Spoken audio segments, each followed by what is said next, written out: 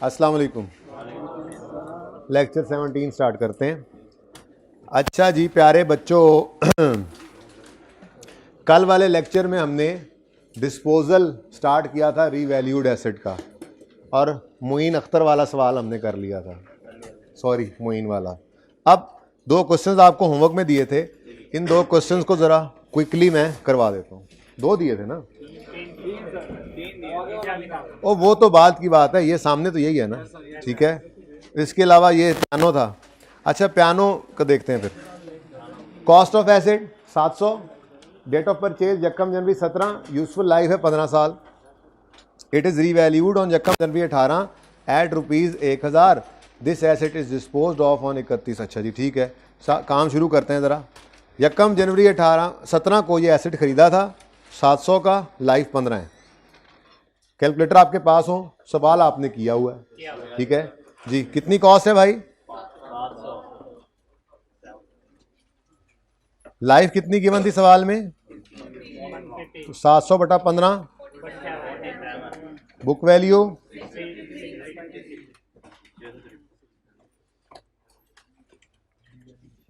ठीक है। अब साल के पहले दिन क्या हुआ था? ये एसेट रीवैल्यू होकर पहुंच गया था 1000 पे। क्या करते होते हैं जी? एक लाइन खाली छोड़कर रीवैल्यूड अमाउंट लिखते हैं। कितनी है?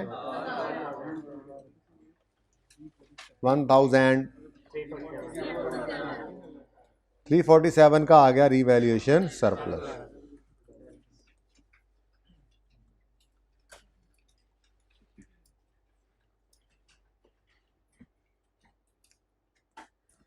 जी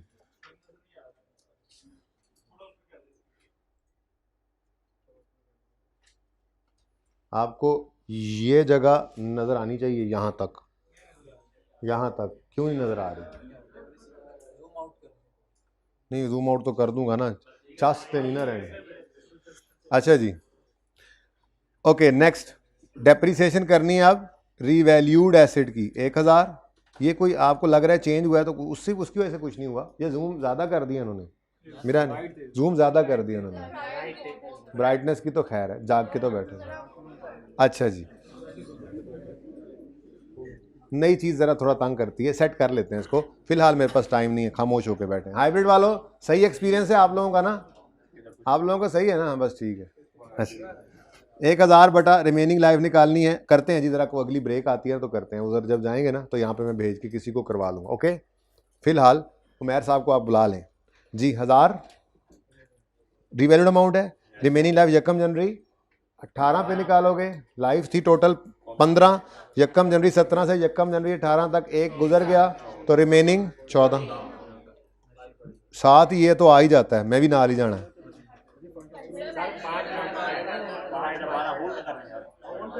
okay okay okay okay okay, मतलब ये एसेट पूरा साल डेप्रिसिएट नहीं कर सकते? क्यों? ठीक है 5/12। लेकिन एक बात है, ये सिर्फ यहीं पर सोचा जाता है, एक बार यहीं पर सोचा जाता है, उसके बाद फिर सरप्लस के वक्त बस नकल करके लिख लिया जाता है। जी बोलें। 30 और 10, ठीक है जी, माइनस। अब ये एसेट इस दिन बिक रहा है, तो हमने कल क्या देखा था कि डिस्पोजल की बुक वैल्यू यहाँ से माइनस कर देंगे, ठीक है। और डिस्पोजल की बुक वैल्यू ये निकल भी आती थी यहाँ से, ऐसे ही है। तो चलो निकाल दो इसको। और यहाँ कुछ नहीं बचा, और यहाँ पर ये बुक वैल्यू कितनी बची पड़ी है? 337। इसको भी माइनस कर देते हैं, ठीक है। अच्छा अब इन एंट्रीज को कर लेते हैं। अगेन एंट्रीज में ये सिर्फ 5वीं और 6ठी करूँगा, बाकी ज़बानी, ठीक है। 1 बाय 1 देखते हैं। सबसे पहले तो 17 की एंट्रीज छोड़ो, मैं सिर्फ 18 की बात कर रहा हूँ। 17 में क्या है, ठीक है। 18 के साल पहले दिन ट्रांसफ़र की एंट्री करनी है। ये यहाँ से यहाँ तक ये एसेट कभी भी रीवैल्यू नहीं हुआ, तो इसका मतलब सिर्फ 1 साल गुजरा है। तो 1 साल की डेप्रिसिएशन एक्यूमुलेट हो चुकी होगी, तो एंट्री बनी एक्यूमुलेटेड डेप्रिसिएशन। जी accumulated depreciation debit asset credit, ये नज़र नहीं आती। दूसरी एंट्री ये पड़ी है, asset debit revaluation surplus credit, दो एंट्री तो हो गई। तीसरी एंट्री ये है, depreciation expense debit accumulated depreciation credit 30 से, और चौथी एंट्री हो गई revaluation surplus debit retained earnings credit 10 रुपये। ठीक है, अब पांचवी एंट्री आती है, ये एंट्री है डिस्पोजल की। डिस्पोजल की एंट्री हमने पहले लिख ली थी, उसके बाद रिवाइज की थी ये बात थोड़ी सी कि एसेट अकाउंट में से निकला करती है लेटेस्ट रीवैल्यूड अमाउंट, कॉस्ट नहीं निकलती अब, क्योंकि एसेट अकाउंट रीवैल्यूएशन के बाद रीवैल्यूड अमाउंट शो कर रहा होता है एसेट की। ठीक है, ओके। और यहाँ पर डेट ऑफ लेटेस्ट LR लिख दूँ, लेटेस्ट रीवैल्यूएशन से डेट ऑफ सेल तक की डेप्रिसिएशन आती है। ठीक है, अब एसेट की रीवैल्यूड अमाउंट हमें मिल जाया करती है इधर, ये सामने 1000 है, तो 1000 को एसेट अकाउंट में से हमने क्या कर दिया, क्रेडिट। ठीक है, फिर चूंकि एसेट यकम जनवरी 18 को रीवैल्यू हो गया था, तो वहां से डिस्पोजल तक तो सिर्फ 3 महीने ही, 5 महीने ही बीच में पड़े हैं, तो ये 5 महीने की डेप्रिसिएशन 30, इसको हम यहाँ से निकाल देंगे, डेबिट अक्यूमुलेटेड डेप्रिसिएशन। कैश सवाल में गिवन था 1050 का ये एसेट बिका है, तो कैश आ गया 1050, और बैलेंसिंग फिगर गेन है। उमर साहब 1 मिनट रुकिएगा बस, प्रॉफिट एंड लॉस अकाउंट। ठीक हो गया जी।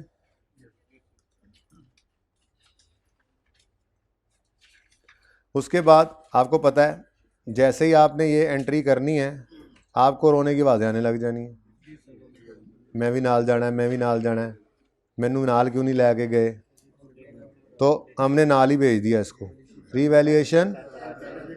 लेकिन जो बचा पड़ा है वो 337, यही काम किया था। ये मत कहना कि जी ये देखें ना 10 ट्रांसफ़र हुआ तो था, फिर ये दोबारा क्यों कर रहे हैं। भाई ये 10 का ट्रांसफ़र था ड्यू टू इंक्रीमेंटल डेप्रिसिएशन, ठीक है, और ये 337 क्योंकि अब एसेट ही चला गया।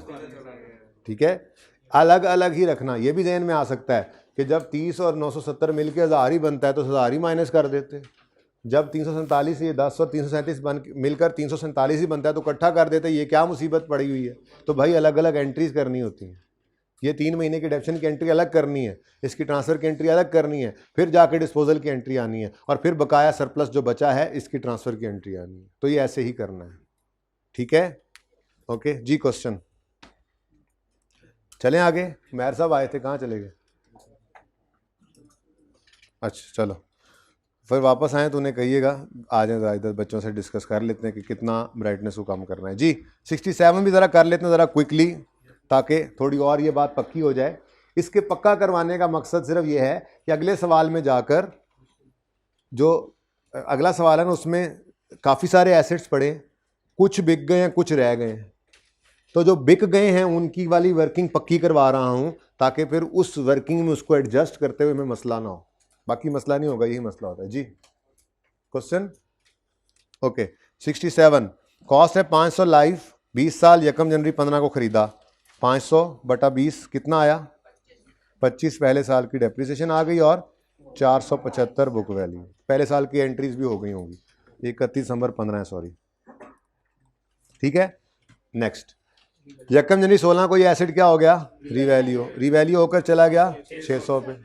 ठीक है, तो एक लाइन खाली छोड़कर रीवैल्यूड अमाउंट आप लोगों ने घर में लिखी, और आपने 125 का रियल सरप्लस निकाला होगा घर में। किस ने ये होमवर्क किया हुआ है, जिन्होंने नहीं किया वो हाथ खड़ा करें। आप बताना जरा, होमवर्क किया है? नहीं है। हाँ नहीं, आप वाइट कपड़ों से आगे वाले भाई, हाँ नाम बताओ अपना। मामून, बताओ होमवर्क किया है, चेक कर लूँ। वैसे मुझे तुम्हारे पे एतबार बहुत, बेतबारी कोई नहीं है, तुम कह रहे हो तो ठीक है जी। 125 का अब डेप्रिसिएशन करनी है लेकिन 30/9 तक 600 को पकड़ेंगे, रिमेनिंग लाइफ निकालनी है यकम जनवरी 16 पे, यकम जनवरी 15 से यकम जनवरी 16 तक 1 साल गुजरा है, तो 20 टोटल लाइफ थी, अब फिर एक गुजर गया तो रिमेनिंग लेकिन 9 बाय, क्योंकि ये फ्रैक्शन हमें पूरे साल की डेप्रिसिएशन देता है, ठीक है। फिर 125/19 इंटू 9/12, यहाँ तो फिर हम सोचते ही नहीं है, ठीक है जी, बोलें।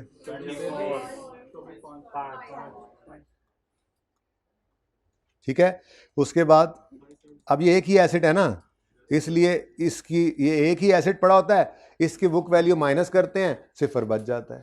जबकि थोड़ी देर में जो सवाल करने लगे हैं उसमें कई एसेट्स पड़े होंगे, ठीक है, और उनमें से कुछ बिकेंगे, जो बिकेंगे उनकी बुक वैल्यू माइनस होगी तो बाकी फिर भी पड़ी होगी रिमेनिंग की, ठीक है जी। बुक वैल्यू वैसे ही लिख लेते हैं 576, ये वैसे नहीं लिखा करेंगे, ये ऐसे निकल भी नहीं सका करेगी, इसके लिए एक वर्किंग किया करेंगे, लेकिन फिलहाल बात पक्की करवा रहा हूँ दिमाग में कि कौन कौन सी फिगर यहाँ से निकालनी है, ठीक है। जो रिमेनिंग सरप्लस बचा है 120, वो भी निकाल देंगे हम, ताकि डिस्पोजल से रिलेटेड हमारे पास कुछ भी ना बचे, ठीक है जी बच्चों। यकम जनवरी 15 की एंट्री हो गई, फिर डिडक्शन की भी हो गई, फिर 16 में आ गए, मैं 16 की एंट्री सिर्फ बोल रहा हूँ, ठीक है। पहली एंट्री यकम जनवरी 16 पे ट्रांसफर की है, cumulated deduction debit acid credit 25 रुपये से। दूसरी एंट्री है acid debit revaluation surplus credit 125 से। तीसरी है depreciation debit accumulated deduction credit 24 से। चौथी है revaluation surplus debit retained earnings credit 5 से। पांचवी एंट्री पे हम पहुंच चुके हैं और छठी एंट्री ये बनेगी। अब पांचवी एंट्री है डिस्पोजल की, डिस्पोजल की एंट्री हमने लिख ली है।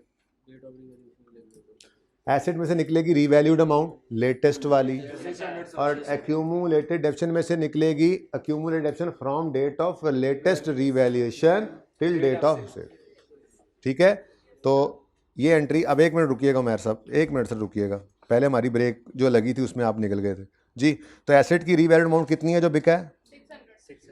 600 से क्रेडिट किया, और जिस दिन रीवैल्यू हुआ था उस दिन से लेके इस दिन तक सिर्फ 24 ही डेप्रिशिएट हुआ है, तो यही एक्यूमुलेटेड डेप्शन के अंदर पड़ा हुआ है 24, इसको डेबिट कर देंगे। कैश कितना आया जी? 450, 450 से कैश डेबिट और गेन आ गया। अच्छा वाह वाह, अब रोने की आवाजें आ रही हैं, तो ये छठी एंट्री उसी की है। एक बच्चे ने रो के भी दिखाया है भाई। अब ये देखें जरा, ये बहुत नीचे चला गया है, थोड़ा ऊपर करें इसको भाई। 1 मिनट भाई, मैंने कहा अभी मशवरा दें, पहले मुझे तो कुछ कर लेने दें, पहले मेरे मसाइल थे हल हो लेने दो। ये इधर नहीं, ये इधर तक आ जाए, यानी कि ये जो बोर्ड की जो लेंथ थी ना, जरा पॉज कर दें जी बच्चों। क्लियर है? फिर तैयार हैं? आ जाए फिर।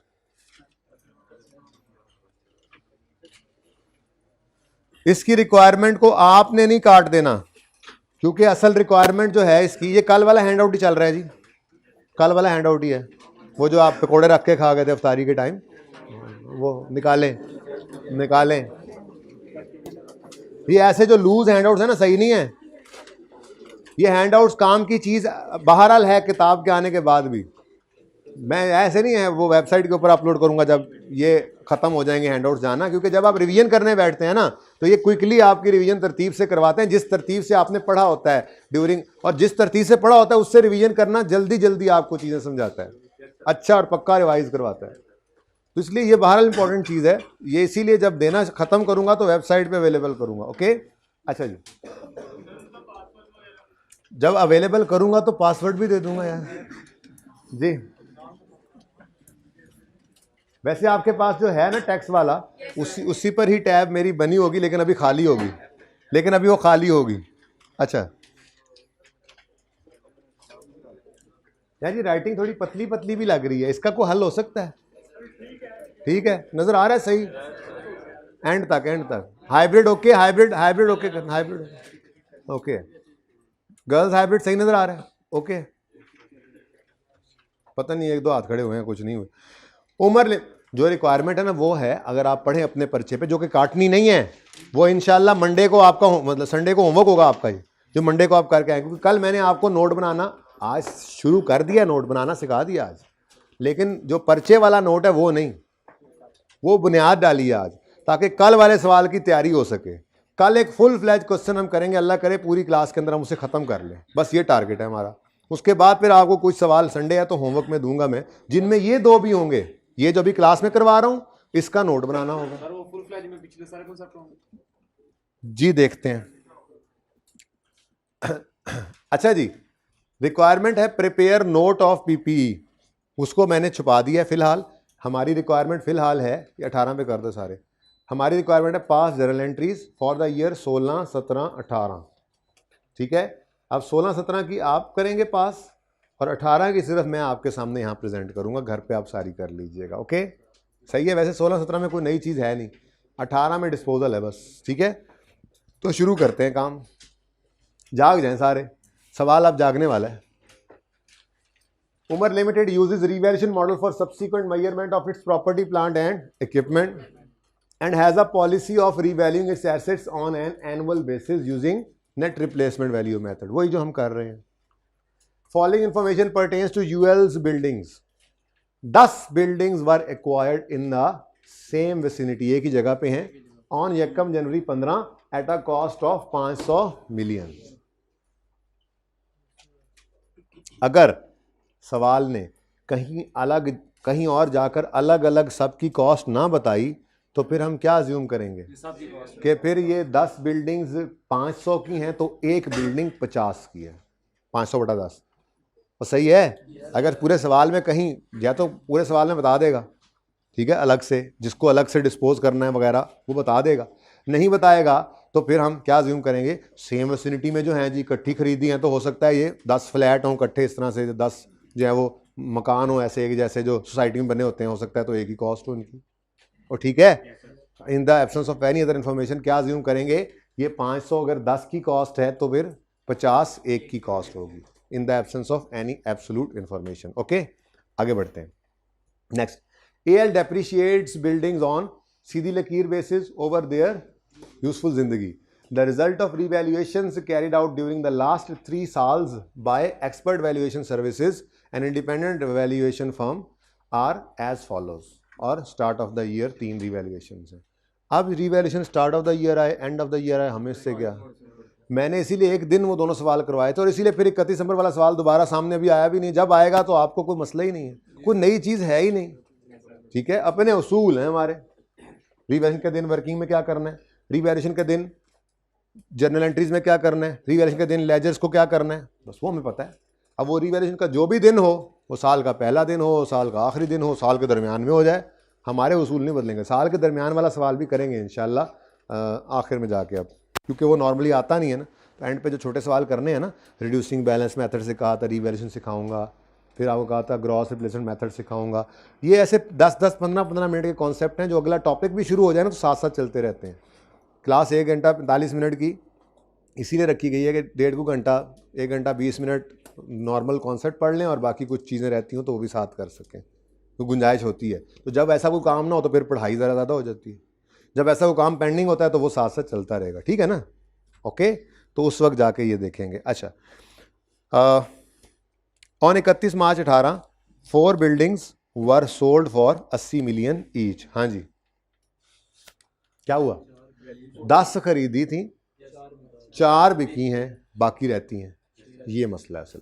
ठीक है, और कोई मसला नहीं है बहुत आसान काम। अगर आपने पुरानी बुनियाद काबू में रखी हुई है ना, तो बस डिस्पोजल को, वो अकेला था ना, एक ही एसेट था, ये समझो जितने थे उतने बिक जाते थे। जो 3 सवाल हमने अभी किए, एक मैंने कल क्लास में करवाया था, 2 आपने होमवर्क में किए, हमने अभी दोबारा किए।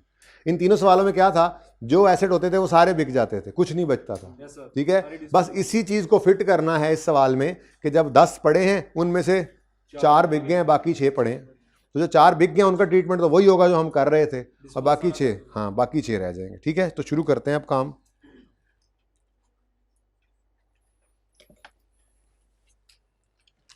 भाई मार्कर्स किसी ने ताज़ा दम नहीं किए होंगे, ज़रा मुझे एक दो अच्छे मार्कर्स करके ला दें। ये भी रख लो साइड पे भाई, फिर ब्लू और रेड निकाल देंगे। ठीक है, चलें जी वर्किंग शुरू करते हैं। वर्किंग 1 आज मैं इधर करके लिख लेता हूँ ताकि इधर जगह खुली हो जाए। डेट, डिस्क्रिप्शन,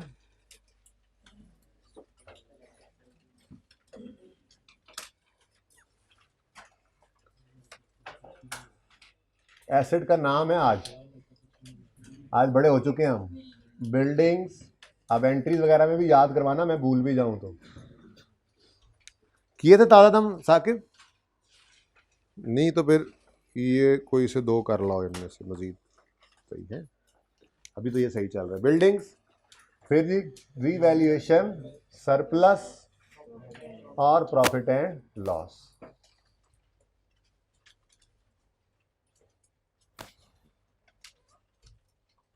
अच्छा प्लानिंग अपनी कर लें बेशक। देखें इसके आगे भी अभी 2 वर्किंग्स होनी है आज, ठीक है ना। तो जो बच्चे पहले वर्किंग लिख के एंट्रीज करते हैं वो ज़रा ध्यान रखें, इसीलिए कहा करता हूँ पहला सफ़ा छोड़ दिया करें रिक्वायरमेंट के लिए, ठीक है ना। ओके, और अगले सफ़े से वर्किंग शुरू किया करें। ठीक, चल।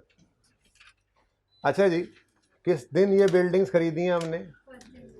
अच्छा, 1 जनवरी 15, फिर 16, 17, ये तो क्विकली ऐसे वर्किंग करनी है, एंट्रीज भी नहीं करनी है, 18 पे पहुंचना है। लेकिन ये वाला काम कर सकते हैं? आमिर भाई मुझे नहीं पकड़ सके नहीं, कैमरामैन फेल हो गया जी। अच्छा जी भाई, माजर मजाक कर रहा हूँ जी। भाई जंप नहीं कर सकते, मैंने जंप किया था थोड़ा सा, जंप नहीं कर सकते। क्यों नहीं कर सकते? रिवैल्यूएशंस बीच में हो रही हैं। इवन ये भी नहीं है कि 2-2, 3-3 साल बाद अगर हो रही हैं तो वो 2-2, 3-3 साल का जंप लगा लें, हर साल हो रही है तो अब वर्किंग में गुंजाइश नहीं है। और वर्किंग शुरू से ही करनी पड़ेगी, चाहे एंट्री सवाल में 1 ही साल की मांगी है 18 की। मैं तो आपकी प्रैक्टिस के लिए पिछले सालों की एंट्रीज कह दी ना, बल्कि प्रैक्टिस छोड़ो, वो पता है आपको। For the year ended only 31, ताकि ये पता लगे फॉर द ईयर एंडेड 31 दिसंबर 18, सिर्फ इस साल की एंट्रीज मांगी है जी, तब भी वर्किंग सारी करनी पड़ेगी। ठीक है, डिटेल से करके लानी पड़ेगी, कोई जंप भी नहीं लगा सकते हैं। क्यों? ओके, तो 1 जनवरी 15, कॉस्ट 500। भाई एंड वालों बताना जरा, नजर आ रहा है? क्लियर जी। 31 दिसंबर 15, पंजाबी वाले लोग क्लियर को ऐसे ही बोलते हैं ना, क्लियर जी। 500 डिवाइडेड बाय 10 जी, 50। ये 10 हो सकता है ना नजर आए, 10 अब नजर आ जाए शायद जी। 450।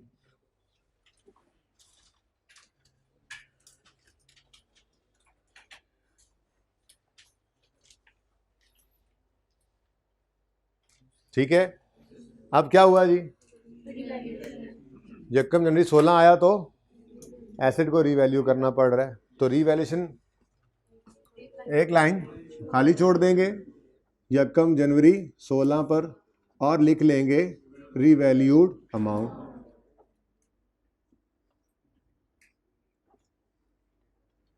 कितनी है? 800। कितना सरप्लस आता है? 300। अच्छा, कितना था? 800 पूरा ना? Okay, revaluation surplus.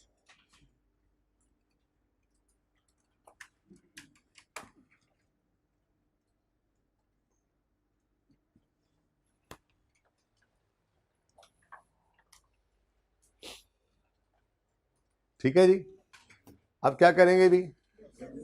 डेप्रिसिएशन आएगी 31 दिसंबर 16 पर, डेप्रिसिएशन 800 की करनी है अब, और रिमेनिंग लाइफ निकालनी है 1 जनवरी 16 पे खड़े होकर। ठीक है ना, तो 1 जनवरी 15 से 1 जनवरी 16 तक कितने साल गुजर गए? 1। रिमेनिंग टोटल 10 थे ना, तो रिमेनिंग कितने रह गए? नाउन। अच्छा, नो पंजाबी वाली बस उधर ही देना। तुम तो पठान हो ना, तो फिर तुम लोग क्या कहते हो नो को? वाहे। यानी तुम्हारे अब्बा जी तुम्हारी घरवाली कहेंगे वाहे, तो वो अपनी वाहे नु समझा, ये कहेंगे हैं जी। 350 डिवाइडेड बाय 9, 89 और 39। साकिब की घरवाली मेरी वाहे होगी।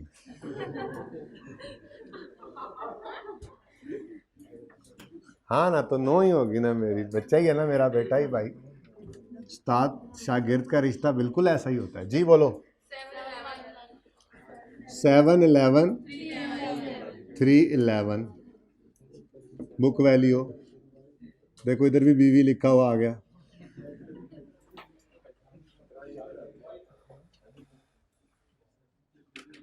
बस बस, फिर कुछ हो रहा है? ओ 17 में सर हमें तो बहुत कुछ हो रहा है आज।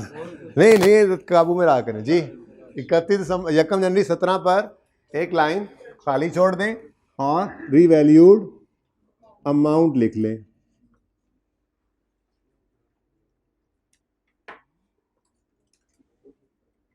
जी कितनी? सुभान अल्लाह, 300। कुछ बच्चों ने तो मेरे साथ ही 600 लिख भी लिया होना है, क्योंकि वो भी यही सुनकर लिख रहे होते हैं। एक मुलाजिम लिख रहा है, बाकी मुलाजमीन बोल रहे हैं। कैलकुलेशन की बारी आती है, एक मुलाजिम लिखता है, बाकी मुलाजमीन कैलकुलेशन करते हैं। हमें क्या, हम तो चौधरी साहिबान पर्चे में भी ऐसे ही बैठे होते हैं वो जी। 411 का लॉस जिसे आप कहते हैं, लॉस आ गया। ओके, अब इसने 311 के सरप्लस को खा लिया, 100 का लॉस फिर भी बच गया। बड़ा डीट था।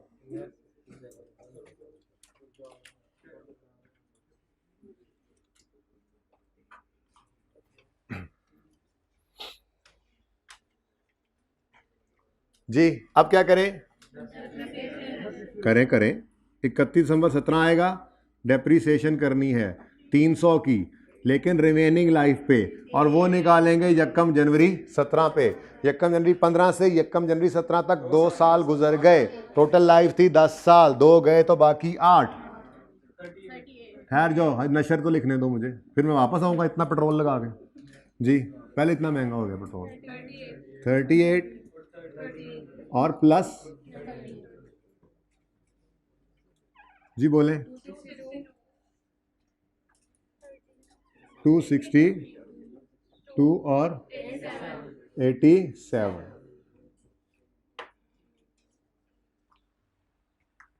बुक वैल्यू 31 दिसंबर 17।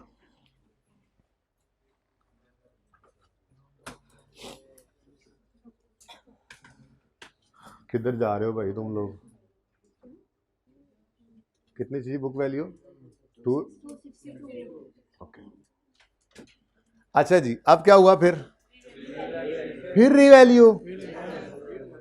लेकिन देखो 18 की सिर्फ एंट्रीज मांगी थी, वर्किंग सारी करनी पड़ी। लगाऊं जंप? हाँ सर, ये जगह खराब हो जाएगी है ना, मुझे पता है तुम लोगों के दिल में यही थी जुगत। ठीक है, अच्छा जी सुने सुने सुने सुने, तो भाई जंप नहीं कर सकते, ठीक है, बस याद रखो। यकम जनवरी 18 पर एक लाइन खाली छोड़कर रीवैल्यूड अमाउंट लिख लें 600, 330। पहले इसने 87 को रिवर्स किया और 251 का सरप्लस अब आना शुरू हो जाएगा किताबों में नजर। रीवैल्यूएशन सरप्लस, मत बोलो ना।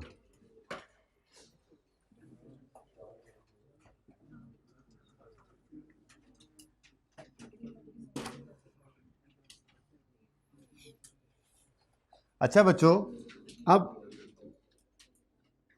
यहां से गेम ऑन होनी है। अभी तक तो बस सादा सादा बातें थी, वही जो आज तक पड़ी हुई हैं।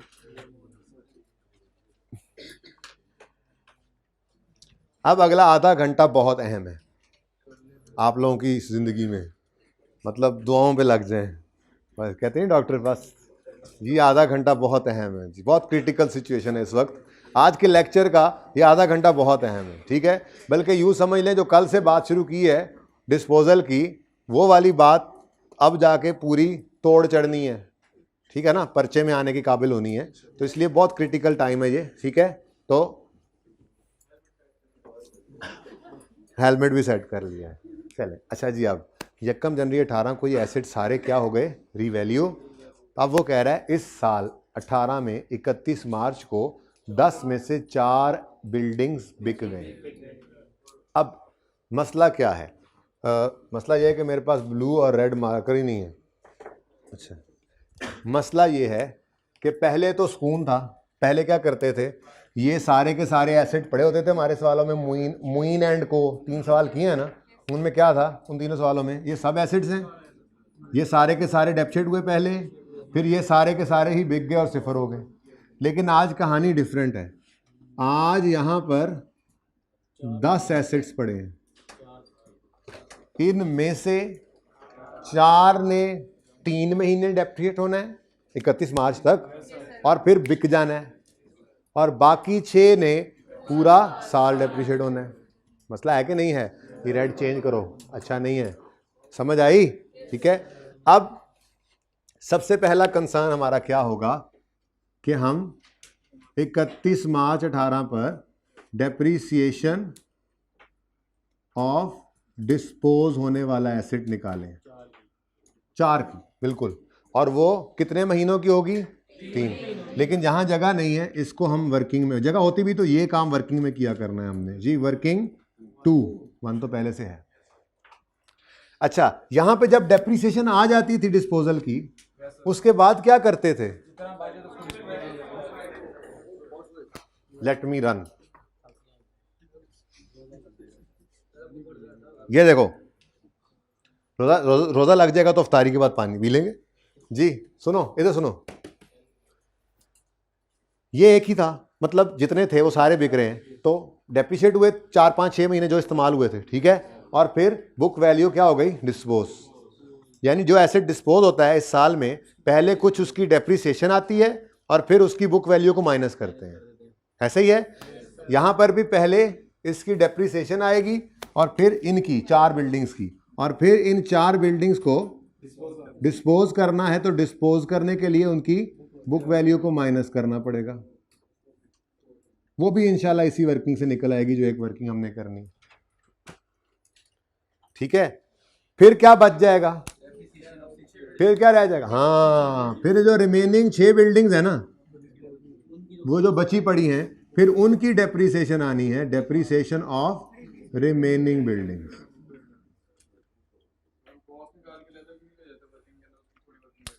हम कॉस्ट लैदा नहीं करेंगे, लेकिन कुछ लैदा करेंगे। किसने बोला? थोड़ा सब्र कर जाओ अभी, ठीक है। हाँ, कॉस्ट नहीं लेके जा सकते। कॉस्ट लेके जाएंगे तो उसका मतलब हम पागल हैं, जहाँ से शुरू कर रहे हैं। हम करेंगे वही काम जो आप कह रहे हो, लेकिन यहाँ से शुरू करेंगे अभी, ठीक है। क्या दोबारा बताऊं? किधर से सवाल आ रहा है? हाँ, डेप्रिसिएशन जो बिल्डिंग्स बच गई हैं उनकी चार्ज करनी है या नहीं करनी है? जो बच गई हैं वो तो पहले से पड़ी थी और साल के आखिर तक पड़ी हैं, तो 12 महीने की डिडक्शन होगी इनकी, वो यहाँ निकालेंगे। जाहिर सी बात है, यहाँ जगह कोई नहीं है, तंग जगह है, तो इसको भी मैं वर्किंग में ले जाऊंगा, ये वर्किंग 3 कर लेंगे, ठीक है। उसके बाद एंड पर जो बचेगा वो बुक वैल्यू होगी रिमेनिंग बिल्डिंग्स की, ठीक है। जो 6 बिल्डिंग्स बच गई हैं ना, वो एंड पे उनकी बुक वैल्यू पड़ी होगी हमारी किताबों में, ओके, सही है। चलें जी, फिर बिस्मिल्लाह करें, वर्किंग नंबर 2 ओपन करते हैं, और वर्किंग 2 जो होगी वो हम उसमें निकालेंगे पहली 2 चीज़ें। क्या क्या? डेप्रिसिएशन डिस्पोज होने वाले एसेट की और बुक वैल्यू। तो वर्किंग नंबर 2, डेप्रिसिएशन एंड बीवी ऑफ डिस्पोजल।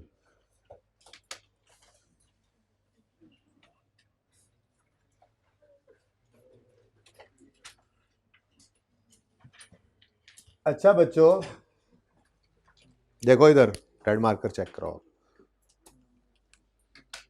हाँ ये सही होगा। आपने याद रखना है, अभी लिख भी ले, कि हमेशा इस वर्किंग को स्टार्ट करना है from latest revaluation date, from latest revaluation date. उसकी वजह भी सुन लो भाई। देखो एसेट जब बिकता है, रीवैल्यूड एसेट जब बिकता है तो उसकी रीवैल्यूड अमाउंट लेटेस्ट वाली को एसेट अकाउंट में से निकालते हैं। क्यों? क्योंकि पड़ी ही वही होती है। इसका मतलब ये एसेट अगर यकम जनवरी 18 पर रीवैल्यू हुआ है तो इस एसेट के अकाउंट में इसी दिन की रीवैल्यूड अमाउंट होगी, इससे पहले वाली का तो कोई जिक्र नहीं होगा। ठीक हो गया। और दूसरी बात, इस दिन तक की डेप्रिसिएशन तो वैसे ही ट्रांसफर होके निल हो चुकी है, तो फिर डेप्रिसिएशन भी इस दिन के बाद वाली ही टोटल होगी जो अक्यूमुलेटेड डेप्रिसिएशन में पड़ी होगी, फेंकने वाली बाहर। तो फिर हमें क्या जरूरत पड़ी है कि हम यहां से वर्किंग को शुरू कर दें? पागल थोड़ी। तो हम पागल नहीं है, हर पागल यही कहता है। ओके जी, तो चलें फिलहाल तो ये देखें। लेकिन ये टोटल 10 बिल्डिंग्स की वर्किंग चली आ रही थी, ये हमने 4 को अलग किया। अब हम 4 की बात करने लगे, ठीक है। तो दोबारा से वर्किंग का वही फॉर्मेट बनाएंगे हम। डेट, भाई जैसे मशवरा दे रहे थे बिल्कुल वैसे ही करने लगे। डिस्क्रिप्शन,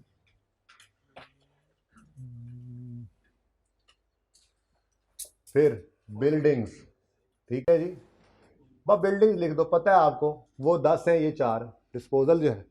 उसके बाद रीवैल्यूएशन, सरप्लस है, प्रॉफिट एंड लॉस तो अब नहीं है ना इस साल में, तो मैं आगे जगह मेरे पास कम है, आपने लिखना हो तो लिख लेना यहाँ पे प्रॉफिट एंड लॉस का भी कॉलम, ठीक है ना।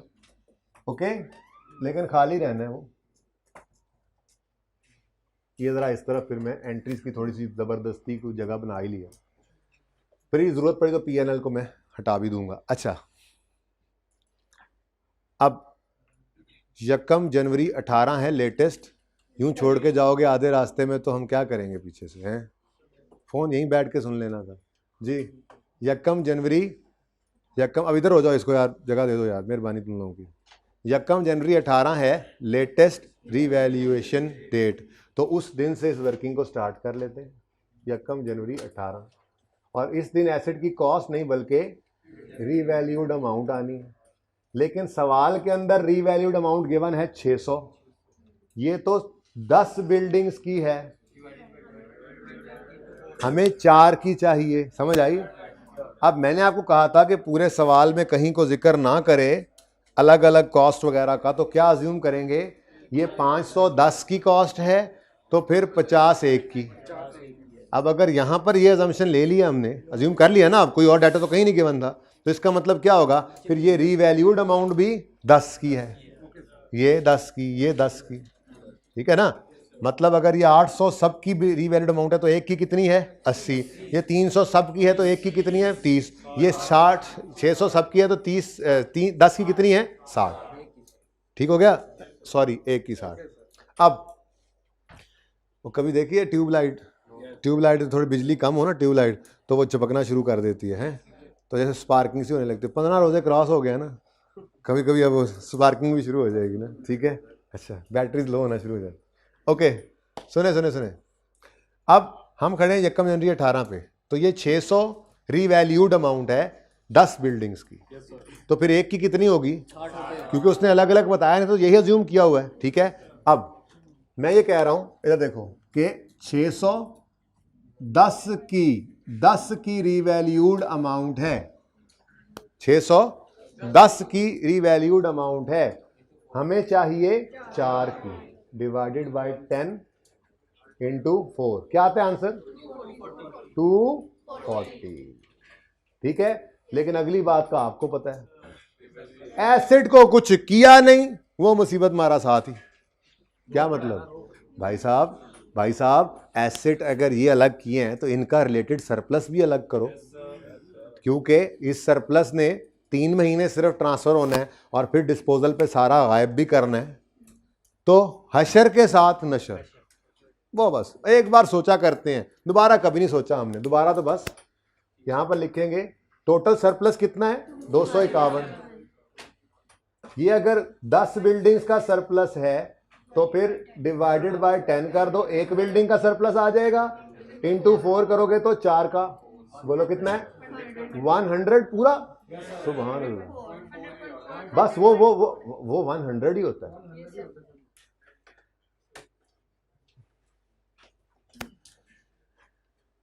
ठीक है, अब एक बात बताऊं ना, बताऊं तो आँख कान बंद कर लो तुम।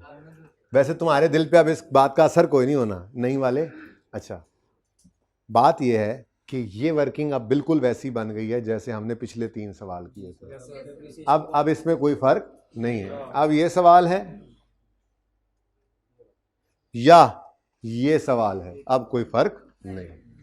ठीक है, अच्छा, अब हमने क्या करना है, इसको डेप्रीशिएट, लेकिन कितने मंथ्स, 3 मंथ्स। ठीक है, तो 31 मार्च 2018 पर हम डेप्रीसिएशन एक्सपेंस निकालने लगेंगे। तो क्या चीज डेप्रीशिएट करनी है अब, रीवैल्यूड अमाउंट, डिवाइड करना है रिमेनिंग लाइफ। रिमेनिंग लाइफ किस दिन निकाला करते हैं, वो 1 जनवरी 18 है। ठीक है, यहां खड़े होकर 1 जनवरी 18 पे निकाल लो, यहां खड़े होकर, बात तो एक ही है। हम डेप्रीसिएशंस को जो अलग अलग कर रहे हैं, यानी कि 6 बिल्डिंग्स की डेप्शन अलग कर रहे हैं, 4 के अलग कर रहे हैं, तो 6 पे भी वही रिमेनिंग लाइफ लगेगी, जिन्होंने 12 महीने रहना है 4 पे भी वही लगेगी।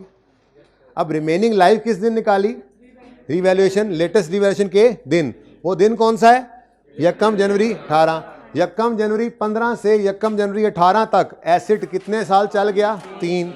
10 टोटल लाइफ थी, 3 गए तो रिमेनिंग 7। ये 7 साल की किसको समझ नहीं आ रही, पूछ लें अभी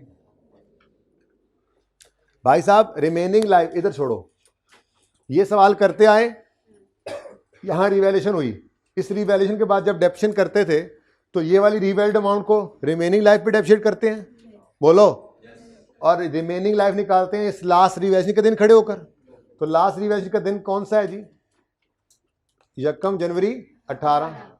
इस दिन खड़े होकर रिमेनिंग लाइफ निकालते हैं तो 1 जनवरी 15 से 1 जनवरी 18 तक 3 साल गुजर गए। ओरिजिनल लाइफ 10 थी, 3 गए तो बाकी कितने हैं, 7।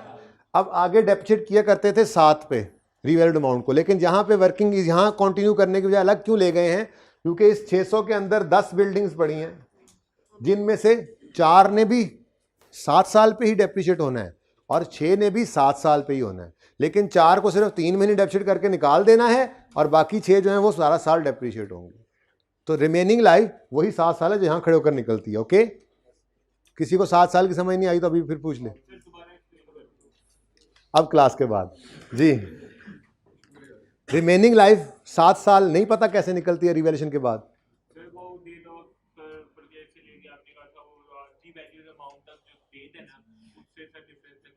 निकाल लिया, कितना बनता है, ठीक है जी। अगली, फिर किसी को समझ नहीं आता बता दें, हर बंदे को समझाने का तरीका अपना होता है, समझाना तो मैंने है, ठीक है ना। चलें आगे। अच्छा, अब अगली बात भाई, अगली बात ये है, ये फ्रैक्शन देगा पूरे साल की डेप्रीसिएशन, लेकिन हमें चाहिए सिर्फ 3 माह की, तो इंटू 3/12। नहीं, 9 से पहले एक और मसला आ गया, रोने की आवाजें आ रही हैं, पहले उसको चुप करा लिया करो यार, साथ ही, क्योंकि उस पर सोचने की जरूरत नहीं है, हमने सोचा सिर्फ एक दफा। अच्छा, एक चीज का फर्क आ सकता है, ओ भाई ऐसे ही ना हो हशर नशर में पक्का ही भूल जाओ, और नहीं लॉस नहीं, सब ये सब सेम चलना है। फर्क क्या आएगा, कभी जो स्ट्रेट लाइन मेथड से डेप्रिशिएट कर रहे हो, सवाल में रेजिडुअल वैल्यू दे, रेजिडुअल वैल्यू दे, तो हशर नशर में फर्क थोड़ा सा क्या आएगा, हाँ, एसिड की रेजिडुअल वैल्यू होती है, सरप्लस की कोई नहीं होती, तो बस एसिड की कॉस्ट माइनस रेजिडुअल वैल्यू करके डेप्रिशिएट करोगे और सरप्लस को बिल्कुल वैसे ही जैसे पहले करते थे। मैं कहा ये ना हो हशर नशर में पक्का वहीं पे फिर किसी दिन रेजिडुअल वैल्यू आया तो कहो चलो इसकी है तो इसकी भी है, फिर या दोनों की नहीं है या दोनों की है, नहीं, एसिड की रेजिडुअल वैल्यू होती है, सरप्लस की नहीं होती। क्लियर है, खामोश, यस सर भी नहीं बोलना था, खामोश जब कहा जाए तो जी। आगे क्या बचा जी? 100 डिवाइडेड बाय 7 इंटू, अब 9 और 4। लो भाई, डेप्रीसिएशन एक्सपेंस आ गया और ट्रांसफर की एंट्री जो होनी है वो भी आ गई फिगर। और मजे की बात, हमें बुक वैल्यू चाहिए, वो भी आ रही है ना, देखो जी। 2, 31 और 96। अब ये यहां पे तो माइनस नहीं ना करना, ये तो मेन वर्किंग ही नहीं थी, ये तो अलग करके फिगर्स निकाली थी। अब मेन वर्किंग में ले जाएंगे और बिल्कुल वैसा ही काम करेंगे। यहां से डेप्रीसिएशन ट्रांसफर 3 महीने की, फिर यहां पे बुक वैल्यू दोनों की, बुक वैल्यू ऑफ एसेट भी निकाल देंगे, बुक वैल्यू ऑफ सरप्लस भी निकाल देंगे। सरप्लस की बुक वैल्यू होती है ये बुक्स में जो पड़ी होती है क्लोजिंग, ठीक है। उसके बाद मसला सिर्फ यह है कि यहां पे जीरो नहीं होगा, क्यों? बिल्डिंग्स बची पड़ी है, ठीक है ना, इसीलिए तो उधर चले गए थे, अलग से निकालना पड़ा। अब वहां पे बिल्कुल सेम हो गया, देखा आपने, ये बिल्कुल सेम सवाल हुआ। ये क्या आ गई हमारे पास? बुक वैल्यू, ठीक है। चलो, अब ये 4 फिगर्स हमारी निकल आई हैं। पहली डेप्रीसिएशन, फिर ट्रांसफर 4, फिर बुक वैल्यू। अब सोचने की भी जरूरत नहीं, क्योंकि यहां से जबानी निकल नहीं ना सकता। जैसे यहां पे मैंने आपको कहा था, देखो देखो देखो, मैंने कहा था 600 और 24 को नेट करो 576 बनता है, ये बुक वैल्यू निकाल दो। यहां पे ऐसा नहीं हो सकता, हो नहीं सकता यहां पे, ठीक है। तो इसलिए अलग लेकर आए बुक वैल्यू। समझ आ रही है सबको भाई साहब? ओके, तो 231 को निकालो, 96 को भी निकालो, जो बच जाए उसको बाद में देखेंगे। यहां तक को मसला है तो पहले बताओ, ठीक हो गया। अब क्या रह गया अगला काम? बचे हुए बचे कुचे बिल्डिंग्स पर डेप्शन चार्ज करें और पूरा साल करें। यहां पर हो सकता था काम, लेकिन जगह तंग थी, इसलिए इसको भी अलग कर लेते हैं, ठीक है। यहां नीचे एक लाइन खाली छोड़ देना इस वर्किंग के किसी वजह से। अभी ये सवाल तो हो जाना, लेकिन फ्यूचर की एक तैयारी करवानी है आपको यहां पे, इसलिए प्लीज लाइन छोड़ दीजिएगा, ओके। अच्छा जी, हम यहां पे निकालने लगे हैं depreciation of remaining buildings for 12 months. Depreciation of remaining buildings काफी है, पर मैं आपके लिए दोबारा आगे ऑफ 12 मंथ भी लिख रहा हूं। Depreciation of remaining buildings, fully नहीं जी, फॉर 12 मंथ्स। फुली डेप्रीसिएशन मतलब होता है उनकी बुक वैल्यू खत्म हो गई, जीरो हो गई है। अच्छा जी, अब 2 तरीके हैं जी। तरीका नंबर 1, इधर देखो, तरीका नंबर 1, आप कहो जी 600 टोटल रीवैल्यूड अमाउंट थी, 240 सर ये बिकने वाली हूं 4 बिल्डिंग्स की थी, तो फिर बाकी 360, सही है। और साथ ही नशर, आप कहोगे जी टोटल 251, वो देखो 251 का टोटल सरप्लस था, इसमें से अगर 100 इनसे रिलेट करता है तो बाकी 151। ये भी तरीका है, लेकिन मुझे ये ज़रा पसंद इसलिए नहीं है, मैं चाहता हूँ ज़रा एक जैसा तरीका हो। तो एक जैसा तरीका कब होगा? जब मैं यूँ लिखूंगा 600 सब की रीवैल्यूड अमाउंट है, डिवाइडेड बाय 10, तो 6 की कितनी है? वही 360 निकाला है मैंने, लेकिन ज़रा इस जैसी वर्किंग कर ली ना, ताकि ये भी ज़रा रिवाइज हो जाए, ठीक है, ओके। और अगली बात, नशर करना है, लेकिन वो बाद में करते हैं, पहले आप इसको डेप्रीशिएट कर लें, ठीक है। 360 निकल आया ना, डेप्रीशिएट करना है। अब 360 को डिवाइड करना है रिमेनिंग लाइफ से, कितनी है? और भाई वही 7 साल है। अभी मैंने बोला आपको, यहां पे खड़े होके देखो, सब देखो, यहां पे खड़े होकर रिमेनिंग लाइफ निकालिए, कितनी? 7। जो बिल्डिंग्स 4 बिकने लगी हैं उन्होंने भी 7 पे डेप्रीशिएट होना है, लेकिन 3/12 कर देंगे। और जो बच गई हैं उन्होंने भी 7 पे डेप्रीशिएट होना है, लेकिन फ्रैक्शन फ्रूक्शन कोई नहीं लगना, ठीक है। तो ये डिवाइडेड बाय 7 ही आ गया। अब ये पूरे साल की डेप्शन है और हमें पूरे साल की ही डेप्रीसिएशन चाहिए, तो ये क्या आ गया जी? 50। लेकिन साथ ही आपको पता है तो होने की बात है, तो वही काम कर लो। 251 टोटल था, डिवाइड बाय 10, पर बिल्डिंग सरप्लस आ गया, इंटू 6, ये आ गया जी 151। ऐसे भी निकाल लिया था। अब इसके साथ तो चुप करके नशर ही करना होता है, तो वो तो वैसे ही बस सारा कुछ रिपीट करना होता है, ठीक है ना जी। 22, ये दो फिगर्स भी हमें रिक्वायर्ड थी, डेप्रिसिएशन और ट्रांसफर, ठीक है। ये डेप्रिसिएशन 51, ट्रांसफर 22, ठीक है ना भाई। इससे ऑनवर्ड जब मैं लिखता हूं तो फिर मैं इधर हो जाता हूं, ठीक है ना।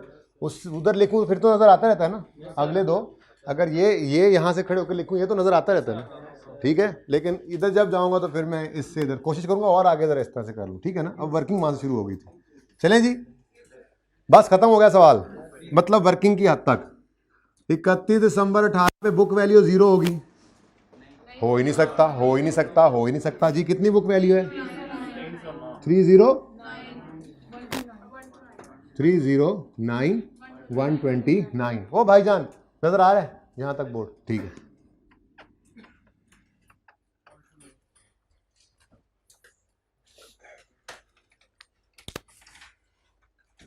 आसान है मुश्किल है?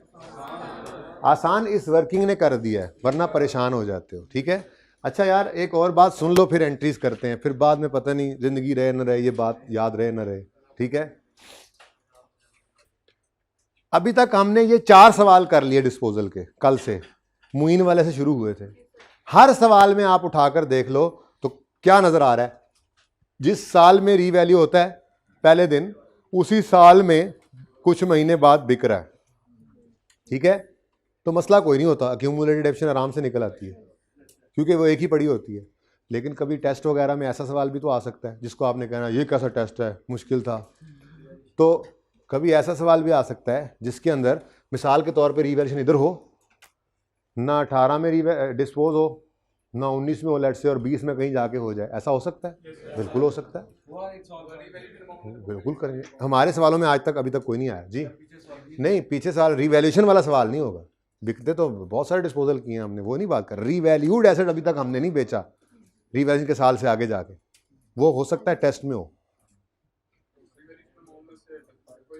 वो जाहिर सी बात है वही करेंगे। वो मैं ये लिखना चाह रहा हूं कि यहां पे ना एक एडिशनल काम कर लिया करो, और वो एडिशनल काम है, अभी से आदत रख लो, वैसे जरूरत नहीं है इन सवालों में अक्यूमुलेटेड डेप्रिसिएशन निकालने की। आपको क्या जरूरत है इस सवाल में? बिल्कुल नहीं है जरूरत, क्योंकि नजर आ रहा है इस रिवैल्यूएशन के दिन तक तो सब कुछ उड़ के 0 हो गया होना है, और ये डेट ऑफ सेल है, दरमियान में क्या पड़ा है? डेप्रिसिएशन। लेकिन आप उस सवाल की तैयारी कर रहे हैं जिस सवाल के अंदर ये 1 जनवरी 18 पे रिवैल्यू हुआ ना, 18 में बिका ना 19 में बिका, अब ऐसे चलता जा रहा है, कहीं 20-21 में जाके बिका। उस दिन तक इस वर्किंग को करोगे और उस दिन खड़े होकर क्या करोगे? अक्यूमुलेटेड एप्शन कैलकुलेट, क्योंकि ये अक्यूमुलेटेड डेप्रिसिएशन आपकी जर्नल एंट्री में यूज होनी है। अब आज वाले सवाल में जरूरत नहीं थी, ना पिछले 2 सवाल में जरूरत थी, लेकिन मुश्किल वक्त के लिए तैयार किया जा रहा है कि उसमें कहीं आईकैप में ऐसा सवाल आ जाए तो पता तो हो। आदत बनी होगी ना तो खुद ब खुद बचत हो जाएगी, समझ आए या ना आए उस वक्त ये चीज़ बचा जाएगी, ठीक है। तो आदत रखनी है बस। ये हालांकि थोड़ा सा एक्स्ट्रा काम है, ये मुझे पता है आपको तकलीफ हो रही है, डेथ पड़ रही है, लेकिन ये कर लेना है, ठीक है। 240 latest revalued amount minus 231 book value at the date of disposal. 9 ही है सर, ऊपर लिखा तो हुआ है सर। हाँ मुझे पता है लिखा हुआ है, नजर आ रहा है मुझे। बड़े आए मुझे बताने वाले, हूँ करो आप लोगों का बेटा फायदा है इसमें, ठीक है। ओके कि सौखे लिख लो, ओके हो या सौखे हो लिख लो। लो भाई एंट्री शुरू करते हैं, तैयार हैं? रेडी। ये प्रॉफिट एंड लॉस वाला कॉलम खाली रह गया आपका, ठीक है ना, जैसे आपका दिमाग का खाना खाली है ना। अब मैं इसकी जगह बचाने के लिए इसको मैंने गायब ही कर दिया, पर्चे में भी लिखने की जरूरत नहीं है अगर ना हो तो। ओके शुरू करें जी। Journal entries for the year ended, मत बोलो ना यार, पहली रो में ही बैठ के बोले जा रहे थे। 31 दिसंबर 18। अब पीछे वाले ने कहा मैं बोल लेता हूँ, पहली वाले नहीं बोल सकते, तो हम बोल सकते हैं। इसका मतलब ये नहीं लाया था साकिब।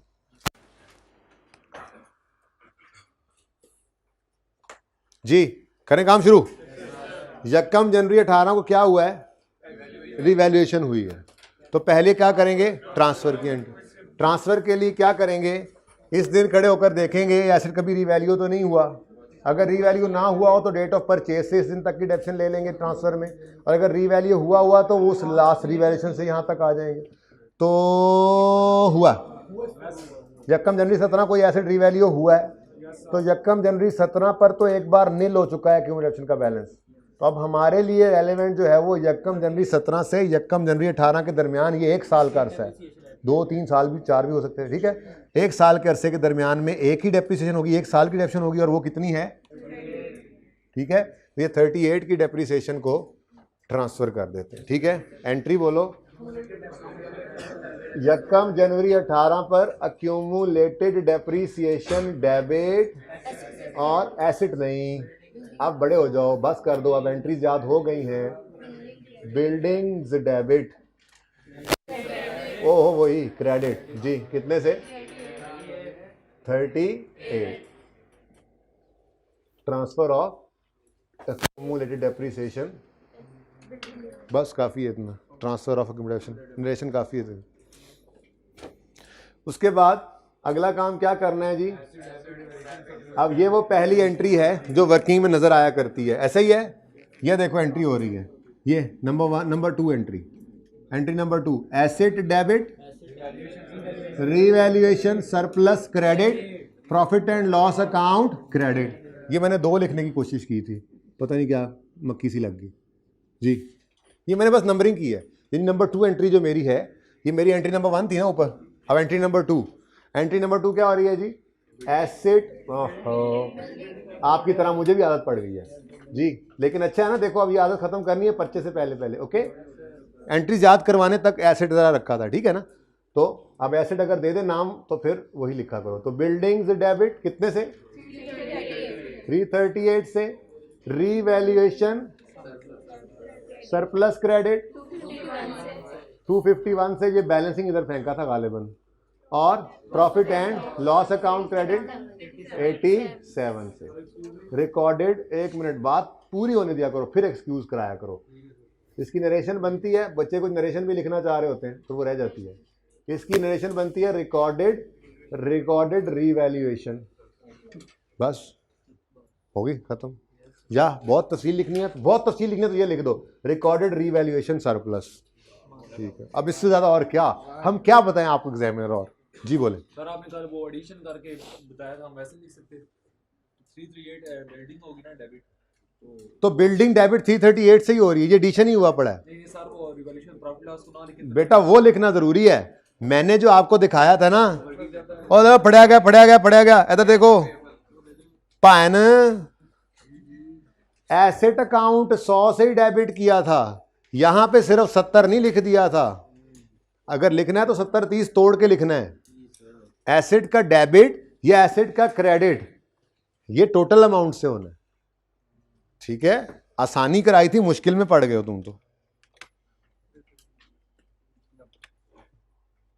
यही था, ठीक है। अच्छा हम कहां थे, अच्छा हम तो अपनी वर्किंग कर रहे थे जी। हो गया एसेट रीवैल्यू। अब ये वाले एसेट को डेप्रिशिएट कर लें, लेकिन एंट्री यहीं से चलाने दें। एंट्री नंबर 3 हमारे साल की कौन, मेन वर्किंग तो यही है ना। इसने तो सिर्फ 2 फिगर्स निकाल के दी और बस फिर साइड पे कर दिया, हम अपनी वर्किंग वापस आ गए। वहां से फिगर्स निकाल के यहां लिख लिए हमने। तो नंबर 3 एंट्री इस साल की होगी 9 रुपए की डेप्रिसिएशन, नंबर 4 होगी 4 रुपए की ट्रांसफर, जो एसेट बिका है उसकी 3 महीने की डेप्रिसिएशन और उसकी इंक्रीमेंटल डेप्शन की ट्रांसफर। एंट्री बोलो, इसलिए अलग अलग करते हैं। एंट्री जो करनी होती है 31 मार्च 2018 जी, depreciation expense debit accumulated depreciation credit 9 से, और revaluation surplus debit retained earnings credit 4 से। नरेशन क्या क्या होगी जी, पहले की narration recorded depreciation of 3 months of disposal लिख दिया हमने, और ये transfer of incremental depreciation of 3 months to retained earnings, ठीक है जी। और क्या, और इससे ज़्यादा क्या करें, हम तो मंथ्स भी लिख के दे दिए अब तो नरेशन में। और अब एग्जामिनर क्या जान लेते हो क्या,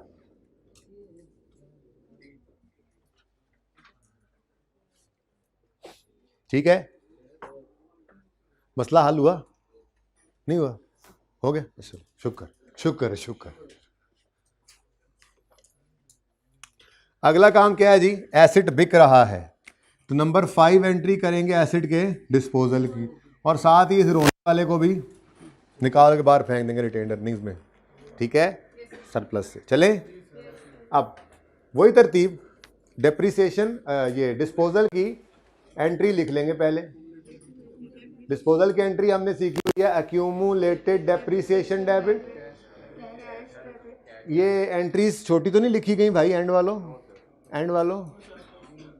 अभी वाली तो फिर बड़ी लिखने का मसला, ये इंपॉर्टेंट एंट्री आ, खैर है फिर भी यार, चलो मेरी तसल्ली हो जाएगी। Accumulated depreciation debit, cash debit और बिल्डिंग्स क्रेडिट, ठीक है। अच्छा, अब उसूल तो याद हो ही चुके हैं कि हमने बिल्डिंग को क्रेडिट करना है रीवैल्यूड अमाउंट से, और एक्यूमुलेटेड डेप्रिसिएशन में डेट ऑफ परचेज से, पी के ऊपर एक लाइन ही लगानी है, डेट ऑफ परचेज से नहीं, डेट ऑफ लेटेस्ट रीवैल्यूएशन से, ये देखो ऐसे डेट ऑफ सेल तक।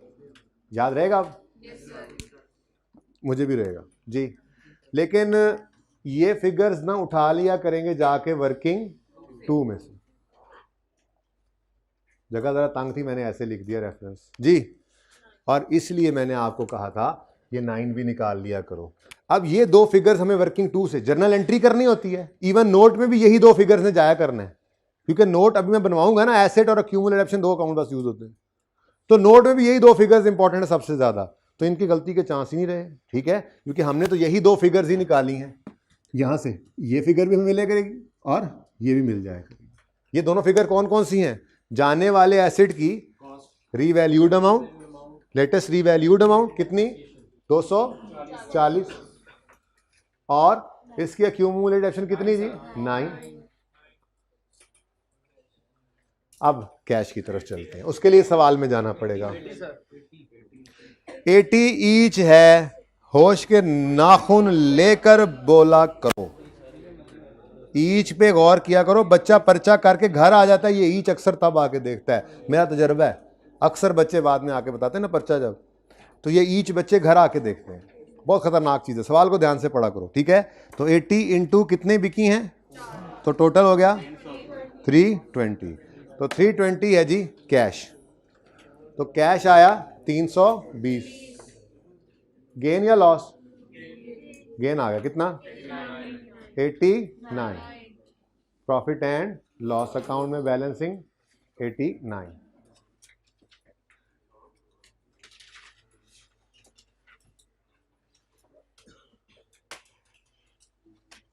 ठीक है जी। अब अगला मसला आपको पता है,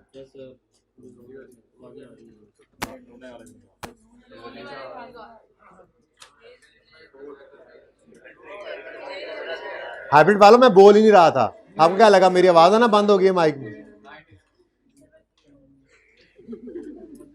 अच्छा जी 96 की एंट्री करवा दो।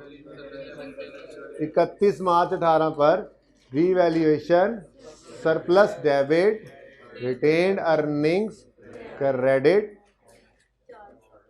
2096, ठीक है। अच्छा, अभी 2 एंट्रीज यहाँ पूरी तो आ जाती हैं, लेकिन तंग हो जाएंगी जरा, यहाँ पे सामने बच्चों के लिए मैं कर देता हूँ। ये नंबर 6 देखो जी, नंबर वार एंट्रीज देख लो, नंबर वार। पहली एंट्री वर्किंग में नजर नहीं आ रही, दूसरी एंट्री, नंबर 3 एंट्री डेप्रिसिएशन की है, ये 9 रुपए। नंबर 4 एंट्री रीवैल्यूएशन, सरप्लस की ट्रांसफर की है, ये आ गई। नंबर 5 एंट्री डिस्पोजल की है, ये आ गई, ये 96। ये नंबर 6 एंट्री है 96 की ट्रांसफर की, ये नजर आ, ठीक है। अब 2 फिगर्स रह गए जिनकी एंट्री होना बाकी है, एक 51 जो कि डेप्रिसिएशन है ऑफ रिमेनिंग बिल्डिंग्स, और नंबर 8 22 जो कि सरप्लस की ट्रांसफर है इंक्रीमेंटल डेप्शन वाली रिमेनिंग बिल्डिंग्स की, ठीक है। तो ये 2 एंट्रीज मैं यहाँ पे कर रहा हूँ, अगर आप लोगों की इजाजत हो ना भी हो तो मैं यहीं पे कर रहा हूँ, ठीक है जी। तो 31 दिसंबर 18 पे ये एंट्री होगी, ठीक है। 31 दिसंबर 18 पे entry, depreciation expense debit, accumulated depreciation credit 51 से, ये एंट्री नंबर 7 आ गई। और उसके बाद 31 दिसंबर 18 पर revaluation surplus debit, retained earnings credit 22 से, और एंट्रीज खत्म हो गई। कल इंशाल्लाह इसी सवाल का, कल नहीं परसों, मतलब कल तो होमवर्क दे दूंगा ये, परसों मैं मंडे को मैं इसका नोट बनवा रहा हूँ आपको, और फिर ऐसे ऐसे हम नोट बनाने लग जाएंगे। फिर एंट्रीज भी नहीं किया करेंगे, डायरेक्ट वर्किंग से, क्योंकि वर्किंग ही बेस है। वर्किंग लाजमी करेंगे, उसके बाद जो सवाल में रिक्वायर करेगा ध्यान से पढ़ना है, सिर्फ वही करना है। भाई मैंने क्या बोला अभी, भाई मैंने अभी क्या बोला, सब चुप, सब चुप। भाई मैंने क्या बोला, लाइनों वाली शर्ट वाले भाई, नहीं पता, आपने सुना साथ वाले ने, मैंने क्या कहा, इसने क्यों नहीं सुना, क्या क्वेश्चन कर रही, तो मुझसे क्यों नहीं करते, फीस मुझे दी है उसे दी है, फिर मुझे भी नहीं दी वैसे तो, लेकिन तनख्वाह ये लोग मुझे देते हैं, इसको देते हैं, तो ध्यान किया करो ना, दिमाग सारा इंपॉर्टेंट बात निकल जाती है तुम लोगों की गपशप में, ठीक है जी। वर्किंग लाजमी है, वर्किंग लाजमी है, वर्किंग करने के बाद रिक्वायरमेंट पढ़ेंगे। अगर एंट्रीज कहेगा तो वो भी वर्किंग से होती है, आपको पता है। लेजर कहेगा तो डायरेक्ट वर्किंग से बना करेंगे, नोट कहेगा तो मैं सिखाऊंगा इंशाल्लाह डायरेक्ट वर्किंग से बनाया करेंगे, ठीक है। ये मोहताजी नहीं रखनी कि एंट्रीज होंगी तो लेजर बनेगा, लेजर होगा तो नोट बनेगा, नहीं, जो कहेगा वो बनाएंगे। बैलेंस शीट कहेगा डायरेक्ट बैलेंस शीट बनाएंगे, वर्किंग से, वर्किंग से, ठीक है। सब प्रैक्टिस करेंगे इंशाल्लाह।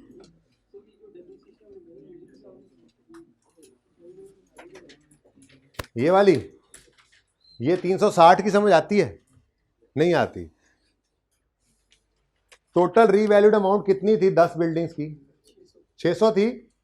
इनमें से 240 किन की रीवैल्यूड अमाउंट थी, जो बिक गई, माइनस 240, बाकी 360 ये किसकी रीवैल्यूड अमाउंट है, जो बच गई है। इन्होंने सारा साल डेप्रिसिएट होना है, तो ये 360 ऐसे निकाल लिया था, ऐसे नहीं निकाला था, ठीक है। आप ऐसे निकाल लेगा 360 में, ऐसे कंफर्टेबल है। ये क्या है, ये 10 बिल्डिंग्स की रीवैल्यूड अमाउंट है, ये क्या है 4 की, तो ये किसकी बच गई 6 की, आप ऐसे निकाल जी।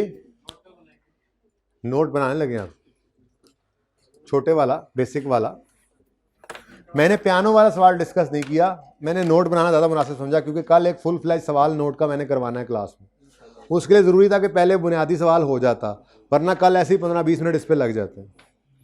तो पियानो तो कल नहीं होगा, तो मंडे को हो जाएगा डिस्कस। होमवर्क में चला गया तो अब माफ़ी तो मिल नहीं सकती, फिर भी डिस्कस तो करना है। पियानो को एंड पे देख लेते हैं, कोई बात करनी हुई तो कर लेंगे इसकी।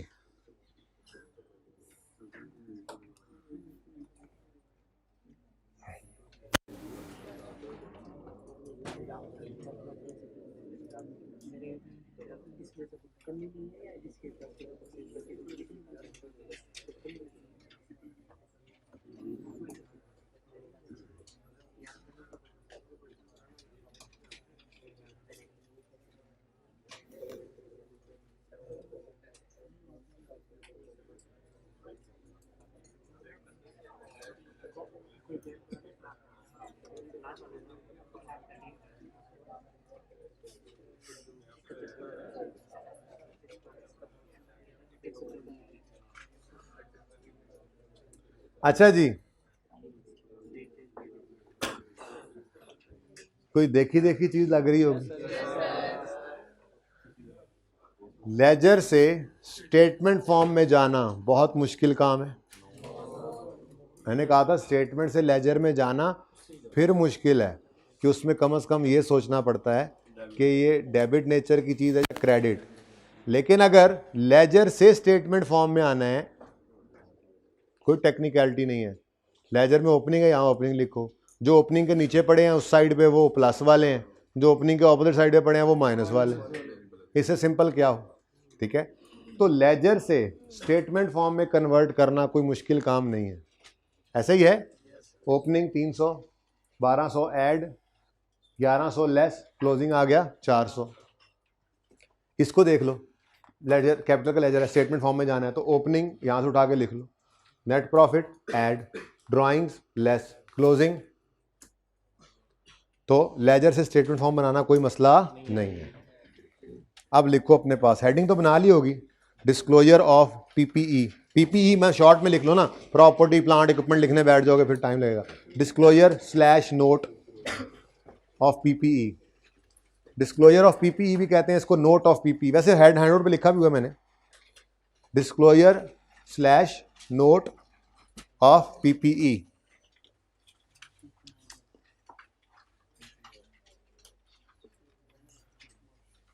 अब एक सुनहरी लाइन लिखें, लिखें नोट तो कुछ भी नहीं है,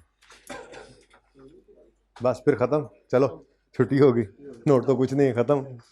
हाँ तो ऐसे ही हुआ ना, अब नोट कुछ नहीं है सर तो बस करें जाएं, क्या ख्याल है? नोट तो कुछ भी नहीं है, लिखें ये तो बस एसेट और अक्यूमुलेट। सुन लो एक बार, नोट तो कुछ भी नहीं है, सुन लो एक बार पहले, नोट तो कुछ भी नहीं है, ये तो बस एसेट और अक्यूमुलेटेड डेप्रिसिएशन अकाउंट्स का स्टेटमेंट फॉर्म है। यानी हमने नोट में कुछ नहीं करना, एसेट अकाउंट को खोल के स्टेटमेंट फॉर्म में लिखना है, अक्यूमुलेटेड डेप्रिसिएशन अकाउंट को खोल के स्टेटमेंट फॉर्म में लिखना है, और इन दोनों को नेट करके बुक वैल्यू दिखा देनी है, नोट तैयार। जैसे जैसे वो फटाफट में अंडा नहीं तैयार हो जाता।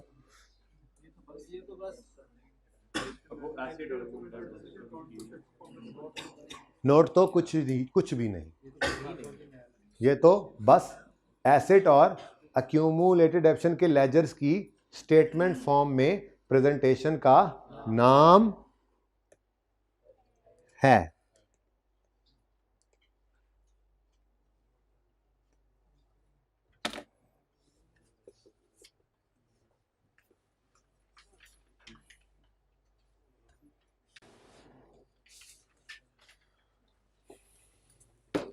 तो जब कुछ भी नहीं है तो फिर होना भी ऐसे ही है।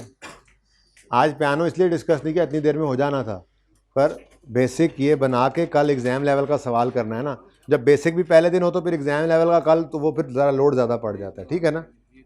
चलें, क्वेश्चन है आपके सामने, बेसिकली ना ये क्वेश्चन नहीं है, ये एक सोल्यूशन है। हुआ क्या मैं आपको बताता हूँ, तारीख के झरोकों के अंदर झांक के कि जब मैं ज़िंदगी में पहली बार नोट का सवाल करवा रहा था, जब गालिबन FAR 1 में शुरू में आया था, मैं तब FAR 2 नहीं पढ़ाता था, ये 4 साल की बात होगी। ऐसे ही बच्चों से कहा ज़रा किताब दिखाएं, ऐसे ही मैंने किताब खोली और FAR 1 के अंदर ही इसी चैप्टर के अंदर ही एक सोल्यूशन ओपन किया, और सोल्यूशन ओपन करके फलां पेज पे आए जी, ये लेजर्स पढ़े हैं, इनको स्टेटमेंट फॉर्म में कन्वर्ट करें, आपका नोट बन जाएगा, आओ चलो। यानी पूरा सवाल तो अलग करना है, पर्चे में तो पूरा सवाल आता है, कल से वही देखेंगे, एडिशन, डिस्पोजल, एक्सचेंज, सारा कुछ उसमें देखेंगे कैसे करना है और नोट में जाना है। लेकिन सिर्फ नोट बनाने को पहले एक सिंपल आंसर से सीखा हमने, फिर मैंने वो वाला आंसर निकाल के हैंडआउट्स का हिस्सा बना दिया था। अब यहीं से सीख लेते हैं, बच्चे आसानी महसूस करते हैं इसमें, ठीक है, बहुत आसान, बहुत आसान। मैंने क्या कहा आपको, लेजर तो ये नोट तो सिर्फ लेजर्स को स्टेटमेंट फॉर्म में प्रेजेंट करने का नाम है, ठीक है। अब फाइनेंशियल स्टेटमेंट्स के 5 कंपोनेंट्स हैं, पता है आपको? पहला होता है इनकम स्टेटमेंट, दूसरा बैलेंस शीट, ये आपने सीखा इंट्रो में। तीसरा होता है statement of changes in equity और स्टेटमेंट ऑफ कैश फ्लोज, ये यहाँ पे FAR 1 में सीखेंगे आप। और पांचवा होता है notes to the financial statements. Intro में तो कोई नोट्स नहीं ना बनाए, अब FAR 1 के अंदर हमने कुछ डिस्क्लोजर, कुछ नोट्स बनाने हैं, जैसे PPE का नोट बनाएंगे, जैसे इन्वेस्टमेंट प्रॉपर्टी का नोट बनाएंगे, डिस्क्लोजर रिक्वायरमेंट्स हम पढ़ेंगे, गवर्नमेंट ग्रांट की, IS 23 की, EPS के टॉपिक की, बात समझ आ रही? PPE का नोट तो बन ही रहा है आपके सामने। तो ये डिस्क्लोजर्स कुछ हम जो टॉपिक यहाँ पढ़ेंगे उनके यहाँ बनाएंगे, बाकी इंशाल्लाह FAR 2 के अंदर, ठीक है ना। तो वो नोट्स क्या होते हैं असल में ना, अब आप बड़े हो रहे हैं, आपकी पहले बैलेंस शीट के अंदर फेस पे आता था लैंड, बिल्डिंग लेस उसकी डेप्शन, इक्विपमेंट लेस उसकी डेप्रिसिएशन, फिर व्हीकल लेस उसकी डेप्रिसिएशन एंड सो ऑन। आधे सफ़े पे आपके एसेट्स पड़े होते थे।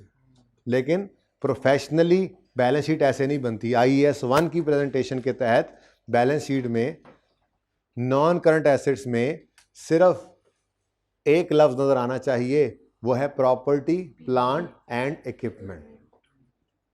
अब आगे आपके पास 5 एसेट्स हैं, 10 हैं, 15 क्लासेस हैं एसेट्स की, तो वो आपने उस नोट में बनानी है जो आज बनाना सिखा रहा हूं आपको। फेस के ऊपर सिर्फ एक फिगर नजर आया करेगी, वो पीपीई की बुक वैल्यू होती है। उसका सारा ब्रेकअप कि कौन कौन से क्लास का एसेट है, उसमें किस एसेट की कॉस्ट या gross carrying amount opening closing कितनी थी, रेकंसिलिएशन क्या है, एक्यूमुलेशन क्या है, ये सारी डिटेल इस नोट के अंदर होती है। ये बात समझिए, ओके। अच्छा, अब कोई भी कंपोनेंट फाइनेंशियल स्टेटमेंट का आपने बनाना हो तो उसके बारे में 5 चीजें यूजर को बताना जरूरी हैं। ये 5 चीजें आप बताते आ रहे हैं इंट्रो से, लेकिन आपको पता नहीं है कि आप ये 5 चीजें बता रहे हैं, मतलब बता रहे हैं आप। जैसे आप सबसे पहले कंपनी का नाम लिखते थे, बिजनेस का नाम बोलो, फिर नीचे लिखते थे जी स्टेटमेंट ऑफ कम्प्रीहेंसिव इनकम या स्टेटमेंट ऑफ फाइनेंशियल पोजीशन लिखते थे, फिर नीचे लिखते थे फॉर द ईयर या एज ऑन, फिर आगे लिखते थे रुपीज, 1000 में है, मिलियन में है या रुपीज में है, पता लगता था। ये 5 चीजें मैंने गिनवाई हैं आपको, ये रिक्वायर्ड हैं, ये 5 हैं, 5वीं मैं खुद करवाता हूँ, ठीक है। नंबर 1 रिपोर्टिंग एंटिटी का नाम, नंबर 2 रिपोर्ट का नाम क्या बना रहे हैं, नंबर 3 रिपोर्टिंग पीरियड किस अरसे की, नंबर 4 रिपोर्टिंग करेंसी रुपीज है dollar, number 5 level of rounding off, फिर रुपीज में ही है, 1000 में ही है, मिलियन में है, ये 5वीं चीज़ है।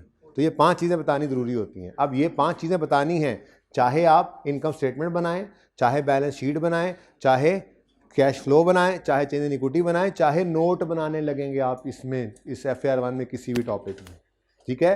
तो सबसे पहली चीज़, लिमिटेशन ये है कि ये एक सोल्यूशन है, नहीं पता एसेट कितने का खरीदा था, कौन सी कंपनी का नाम है, क्या डेप्शन मेथड था, क्या रेट था, बस मैंने तो डाटा सिर्फ पुट करना सिखाना है ना, आज पहला दिन है, कल फुल फ्लैश सवाल तो कल करेंगे जो परिचय में आता है। आज सिर्फ नोट की शक्ल, नोट का फॉर्मेट, इसको टैकल कैसे करना है वो जरा बुनियाद डाल रहे हैं, ओके। अच्छा, तो मैंने क्या कहा आपसे, क्या कहा मैंने आपसे थोड़ी देर पहले उधर, 5 चीज़ें, ठीक है।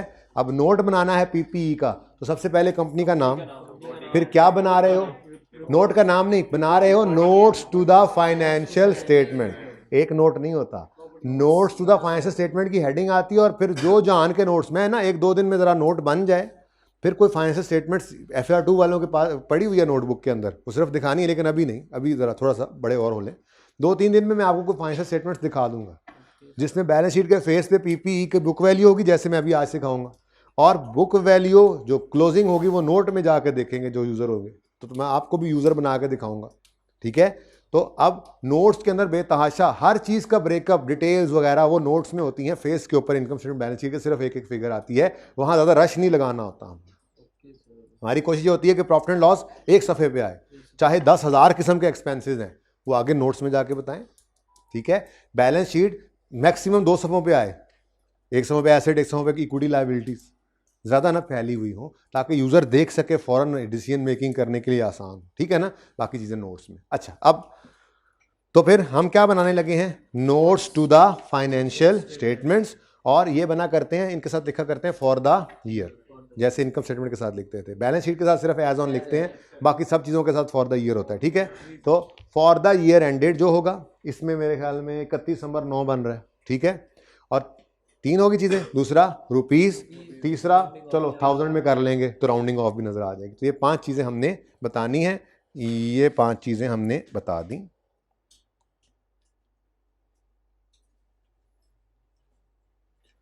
जी इधर देखें, कंपनी नेम पता नहीं था मुझे, ठीक है। फिर अभी साथ साथ नोट ना करें, वैसे जहन अगर बनाना भी है साथ साथ तो ये देख लें कि 3 कॉलम्स आने, मैंने इसीलिए मिटाए नहीं है, ताकि साथ नोट करने वाले जो होते हैं ना, वो फिर अक्सर ये होता है कि एक चीज़ में बना रहा हूँ वो एंड पे करके लिख लेंगे, फिर मैं जब अगली चीज़ बनाऊंगा तो कहेंगे सर सर सर, ऐसी आवाज़ें आ रही होती हैं। तो इसलिए प्लानर्स को ये बता दूं, लेकिन साथ नोट ना करें, बेहतर तो यही है, पिक्चर ले लीजिएगा, ओके।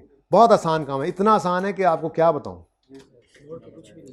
हाँ, सर सैयद वाला नोट जी, नोट्स कंपनी नेम जो भी होगा सवाल में, फिर notes to the financial statements, फिर for the year ended 31 December 9, इसके बाद वो ऊपर लिख दिया मैंने रुपीज इन 1000 करना है, ठीक है ना, एक ही बार लिख दिया, ये काम सफिशिएंट होता है, बार बार क्यों लिखे, ठीक है, ओके। अच्छा, अब ये 5 चीजें आ गई भाई, 5 गिनवाई है मैंने, 5, 1 2 3 4 5।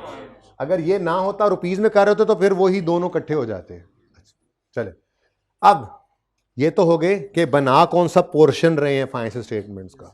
इनकम स्टेटमेंट बना रहे हैं, ऐसे ना करें बस ऐसे, हाँ ऑटो पे लगे होते हैं हम लोग, सुने तो सही क्या कह रहे हैं उस्ताद। बैलेंस शीट बना रहे हैं, नहीं, बना रहे हैं notes to the financial statement. अब इसमें किस चीज का नोट बना रहे हैं, उसका नाम लिखें फिर, property plant and equipment. Number कोई भी लगा दें आप, 1 2 3 4 50 60। वो बेसिकली ये होता है ना कि तरतीब चल रही है फाइनेंशियल स्टेटमेंट्स की। सबसे पहले हो सकता है ऑर्गेनाइजेशन ने सेल का नोट बनाया हो, फिर कॉस्ट ऑफ सेल का बनाया हो, फिर सेलिंग एडमिन एक्सपेंसेस का बना हो, फिर चलते चलते शायद को 10वें 11वें नंबर पे पीपीई का नोट आया हो। तो आप जो मर्जी नंबर, मैंने अभी थोड़ी देर पहले पिछली क्लास में नंबर 6 लगाया हुआ था, आपकी क्लास में आपके लिए नंबर 12 लो, ऐसे ही, ठीक है, सही है। कोई नंबर भी लिख सकते हो, कहने का मकसद ये है, आई कैप नॉर्मली एक ही लिख देता है, ठीक है, नंबर 1 बस। लेकिन नंबर लिख लो क्योंकि आगे सब नोट्स पढ़ते हैं ना, फिर 12.1 12.2 इस तरह करके हमने करना होता है, ओके। अच्छा, नाम क्या है जी, इस नोट का नाम है प्रॉपर्टी प्लांट एंड इक्विपमेंट।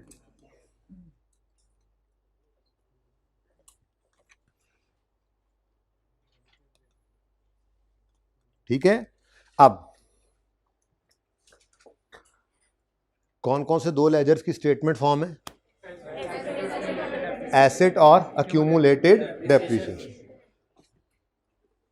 अगर मैं यहां सिर्फ कॉस्ट लिखूं तो हो सकता है मेरा कोई एसेट रीवैल्यू भी हो रहा हो, तो फिर उसकी तो कॉस्ट नहीं होगी। तो रीवैल्यूएशन मॉडल भी हो सकता है, बोलो, तो रीवैल्यूड अमाउंट भी मुझे लिखनी चाहिए, बिल्कुल ऐसे लिख सकते हैं। लेकिन ये प्रोफेशनल तरीका नहीं है, ना ही स्टैंडर्ड के ये अल्फाज हैं। लिख सकते हैं कॉस्ट स्लैश रीवैल्यू, लिख सकते हैं, लेकिन हम लिखा नहीं करेंगे, बल्कि हम वो लफ्ज़ लिखेंगे जो मैंने कल शायद बताया था, ग्रॉस कैरिंग अमाउंट। मैंने कहा था ये एक ब्रॉडर टर्म है जो आपकी कॉस्ट या रीवैल्यूड अमाउंट दोनों को कवर करती है। बेसिकली ग्रॉस कैरिंग अमाउंट का मतलब यह है एक ऐसी कैरिंग अमाउंट जिसमें से अभी डेप्रिसिएशन माइनस नहीं हुई।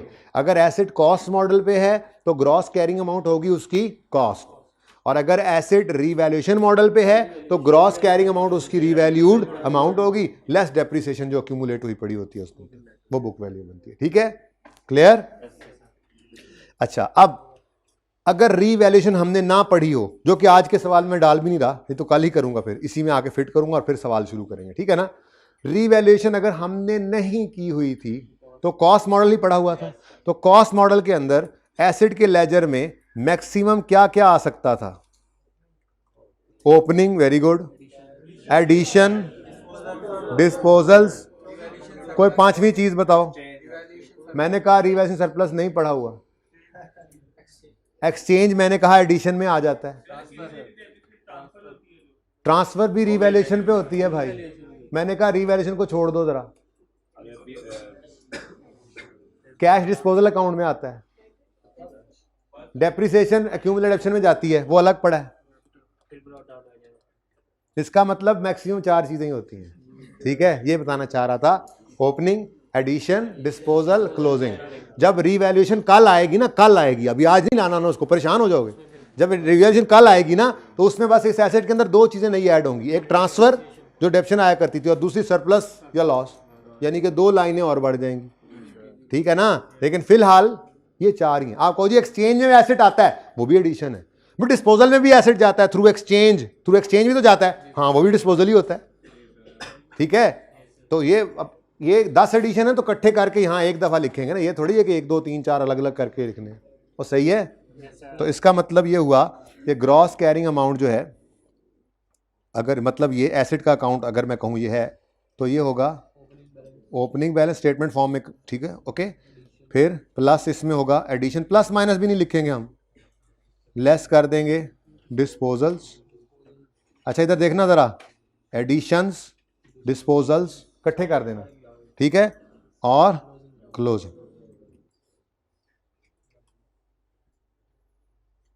अगली बात, दूसरी चीज मैंने क्या कहा, कौन सा लेजर स्टेटमेंट फॉर्म में कन्वर्ट करना है यहां,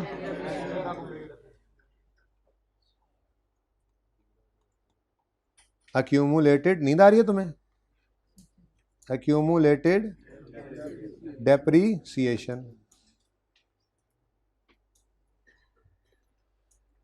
बताओ जी इसमें मैक्सिमम कितनी चीजें आया करती थी, brought down, depreciation expense, disposal, closing, और कुछ नहीं आता प्रॉफिट एंड लॉस वालों, या कुछ भी लेके आ सकते हो आप तो, लेकिन मेरे हिसाब से ये 4 के अलावा 5वीं कोई चीज नहीं।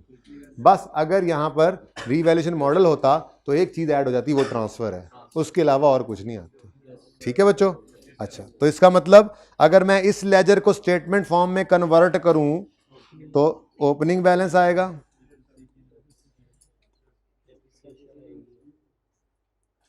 फिर जी depreciation expense for the year आएगा, इसको सिर्फ डेप्रीसिएशन लिख लिया करते हैं हम, काफ़ी है ये। उसके बाद डिस्पोजल की डेप्रीसिएशन निकला करती थी, वो यहाँ पे आ जाएगी। भाई प्लस माइनस का साइन लगाना चाहो बिल्कुल लगाओ, मैं तो वो भी वक्त बचा रहा हूँ।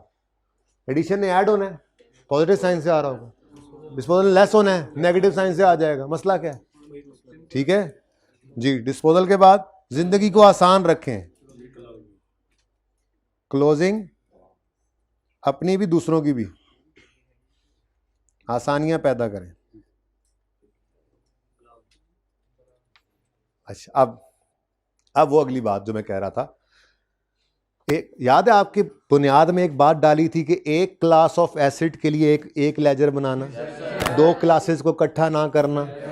नोट में भी यही रूल लगेगा, एक क्लास के लिए एक कॉलम। लैंड एंड बिल्डिंग अक्सर इकट्ठे भी हो जाते हैं, अलग भी हो सकते हैं। ठीक है, बात करनी कर लो, फिर हम दोबारा बाद में। दिल तो कर ही रहा है तुम्हारा काफी देर से। कर माइक दूं, माइक भी दे दूं, कोई शर्म कर लो यार। मैं यूं मुड़ने ही लगा ना, साथ ही मैं यूं मुड़ जाता था वापस, फिर यूं।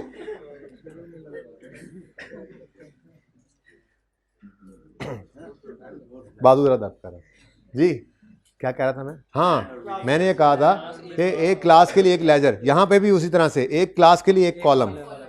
लैंड एंड बिल्डिंग इकट्ठा हो सकता है, लेकिन लैंड, बिल्डिंग, प्लांट, मशीनरी इकट्ठा कर देते हैं, इक्विपमेंट इकट्ठा, फर्नीचर, व्हीकल, इस तरह से कंप्यूटर, इस तरह से डिफरेंट क्लासेस। जितनी क्लासेस हों उतने कॉलम्स बनेंगे। मेरा ये सवाल है जी, ओहो इस पे तो होमवर्क लिखा हुआ। मेरा ये सवाल है, ये देखो इसके ऊपर तो पेंडिंग भी लिखा हुआ है, पियानो। तो मेरा ये सवाल है कि अगर यही मेरा सवाल है, यानी यही मेरा बिजनेस है, बाकी तो डाटा है नहीं, 2 ही एसेट्स हैं, कौन कौन से? प्लांट मशीनरी और व्हीकल। तो इन दोनों का एक एक कॉलम बन जाएगा ऐसे करके। प्लांट एंड मशीनरी, प्लांट मैंने ज़रा ऐसे लिख लिया था पिछली क्लास में, मैंने कहा ज़रा तस्वीर बनाते हुए आसानी रहेगी ना, शॉर्ट रखें इसको।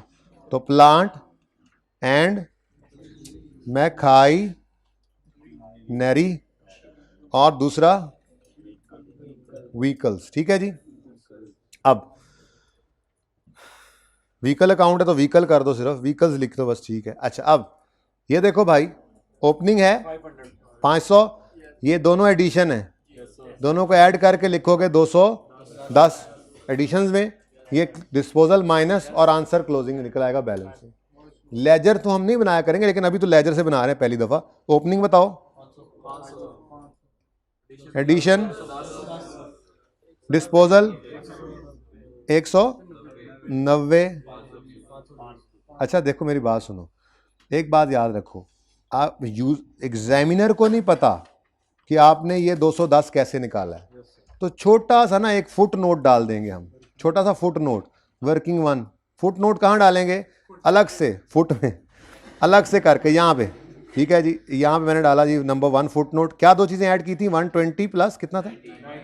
प्लस 90। बस और कुछ नहीं लिखना, ये टोटल भी खुद कर लेगा वो। ये तुम्हें मैं बताऊंगा क्लास के बाद, आना मेरे को, आना जरा फैकल्टी रूम में जी। देखें ये भाई, इधर देख प्लीज यार, ये देखें क्या लिखे हमने 1, नीचे क्या लिखा हुआ है 1, दैट्स इट, इनफ। इसको फुट नोट कहते हैं। अच्छा बेटा चुप चुप कर जाओ, क्लोजिंग बता दो। 520, ठीक हो गया। चलो नेक्स्ट है जी अक्यूमुलेटेड डेप्रिसिएशन का लेजर। इसमें ओपनिंग है 170, डेप्शन है 44, 30 डिस्पोजल, क्लोजिंग बैलेंसिंग आ गया। बताओ जी, मुश्किल काम है ना बहुत। 170 ना शुक्री ना किया करो, 30 पॉइंट अपने पास रखो, 30।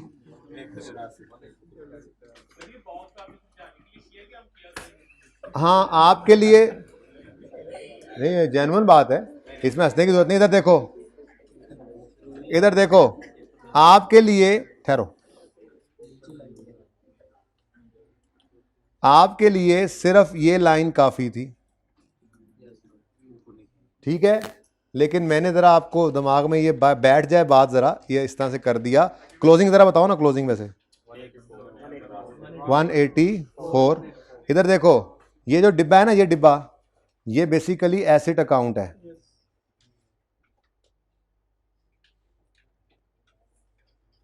स्टेटमेंट फॉर्म में, और ये डिब्बा जो है ये अक्यूमुलेटेड डेप्रिसिएशन, ठीक है। अच्छा अब अगली बात, एसेट की कॉस्ट यानी ग्रॉस कैरिंग अमाउंट में से अगर अक्यूमुलेटेड ऑप्शन माइनस कर दें तो क्या आता है? बस ये याद रखना है आपने, इस पे पहले माइनस नहीं लगाना, पहले इस डिब्बे का टोटल करना है।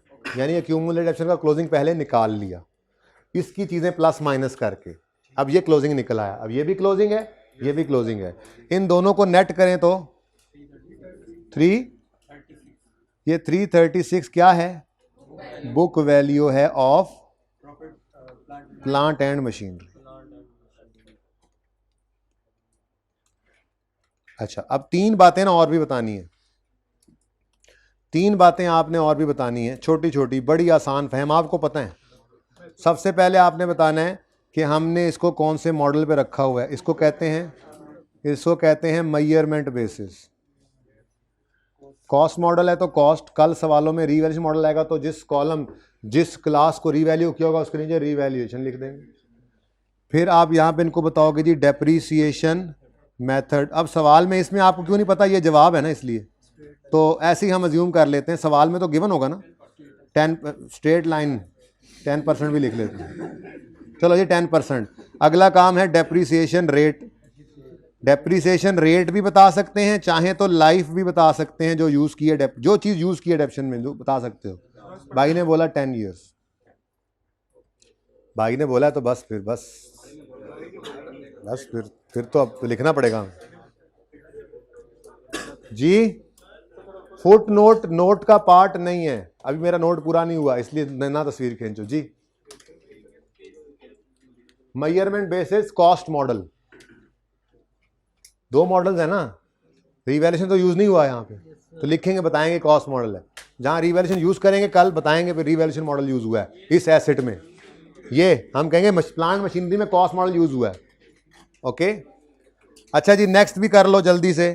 व्हीकल अब तो आसान है, नहीं खुद नहीं, ये पूरा एक करने दो, अगला खुद ही करना है, मशवरा नहीं मांगा। 900 ओपनिंग, एडिशन कोई नहीं है, डिस्पोजल 40 और क्लोजिंग। भाई बारी बारी, ओपनिंग, एडिशन,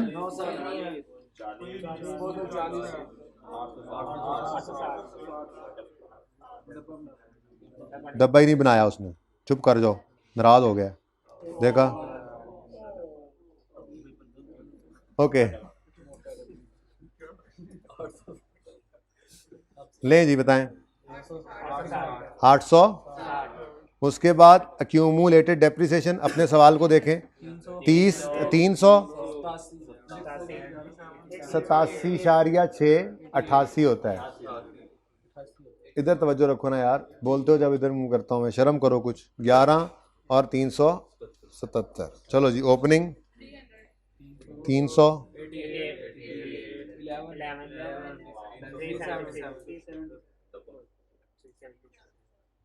3। अब जब ये लिख लिया, अब 860 में से इसको माइनस करो और बुक वैल्यू 400,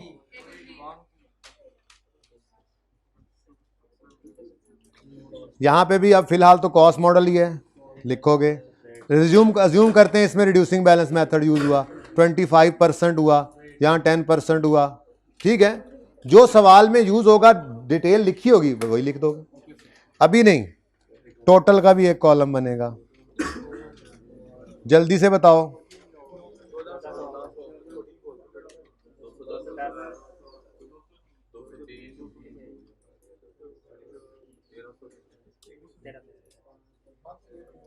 गुस्सा कर दे, चुप कर दो, कर देना यार, ऐसे ना करना यार। देखा जी,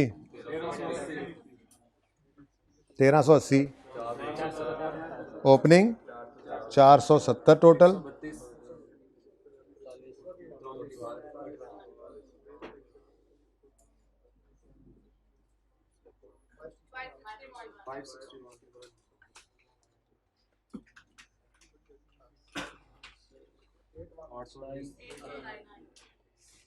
अच्छा अभी तो देखो भाई सबकी तवज्जो, जब यूजर फाइनेंशियल स्टेटमेंट्स पे लैंड करेगा, इनकम स्टेटमेंट के आगे बैलेंस शीट पे जाएगा, बैलेंस शीट में उसको नजर आएंगे नॉन करंट एसेट्स की हेडिंग नजर आएगी, और नॉन करंट एसेट्स की हेडिंग में के नीचे उसको लिखा हुआ मिलेगा प्रॉपर्टी प्लांट एंड इक्विपमेंट।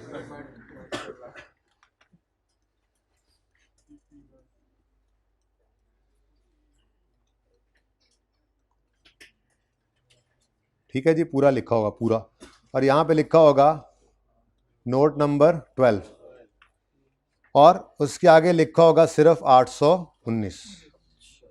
अब यूजर इस 819 को देखेगा और चाहेगा कि यार मुझे बताओ ना क्या क्या पड़ा है पीपीई में, साल के शुरू में कितना था, एंड पे कितना है, क्या मूवमेंट आई, जरा बताओ। तो हम कहेंगे जाके नोट नंबर 12 देखो। अब वो आगे नोट्स में जाएगा, नोट्स में जाते जाते जाते उसके सामने ये नोट नंबर 12, मैं कंपनी एबीसी का नाम सिर्फ छुपा रहा हूँ, ठीक है, ताकि तस्वीर बन सके। तो ये नोट नंबर 12 उसके सामने आ जाएगा। इस नोट के अंदर उसको अब सब पता लग रहा है, जितने एसेट्स होंगे उतनी क्लास, उतने कॉलम सामने आएंगे, ठीक है।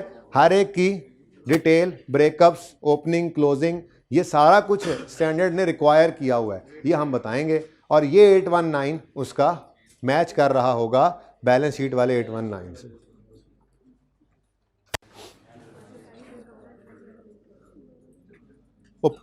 परे जगह तो खाली थी, ऐसी मुझे भगाया तुम लोगों।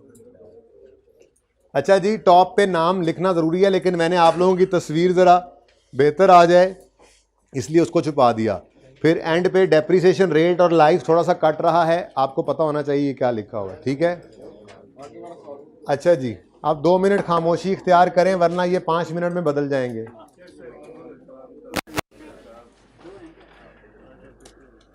नहीं कर लो तुम बात, जो पीछे मुड़ के देख रहा है वो भी, और जिससे अगला था वो भी।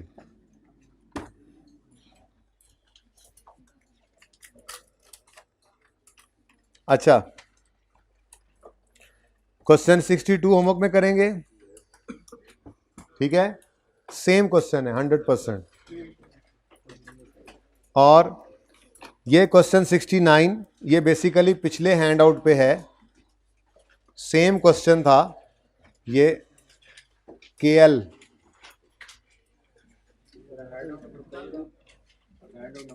हैंड आउट पिछला कल वाला। ये क्वेश्चन, ये जो हमने अभी क्वेश्चन किया है ना, ये उमर लिमिटेड, ये बिल्कुल उस जैसा क्वेश्चन है, बल्कि उससे ज़रा आसान है, वर्किंग जल्दी हो जाएगी। KL uses revaluation model for subsequent measurement of its PPE. 5 buildings were purchased in same vicinity on यकम जनवरी 10 at cost of 200. Useful life is 20 साल। रिजल्ट ऑफ रिवैल्यूएशन क्या है, यकम जनवरी 16 पे 480 और 31 मार्च 16 पे 5 में से 3 बिक गई हैं 30 रुपए ईच। सेम क्वेश्चन है, मैंने कहा किताबें बंद करो। यहाँ पर जंप करके आ सकते हैं यकम जनवरी 16 तक, क्योंकि दरमियान में कोई रिवैल्यूएशन नहीं है। ये रिक्वायरमेंट ना पढ़ना, आपकी रिक्वायरमेंट है सिर्फ 16 वाले साल की जर्नल एंट्रीज पास करना, सिर्फ 16 वाले साल की, जिस साल में, लेकिन सारी एंट्रीज। अगली बात, पियानो वाले सवाल में कोई मसला ऐसे ज़रा फटाफट पूछने वाला है तो पूछ लो जाते जाते, वैसे ट्राई तो आपने दोबारा करना ही है। कितने बच्चों ने इसे ट्राई किया था? चलें बाकी भी कर लीजिएगा, फिर इंशाल्लाह कल करते हैं। अल्लाह हाफिज़।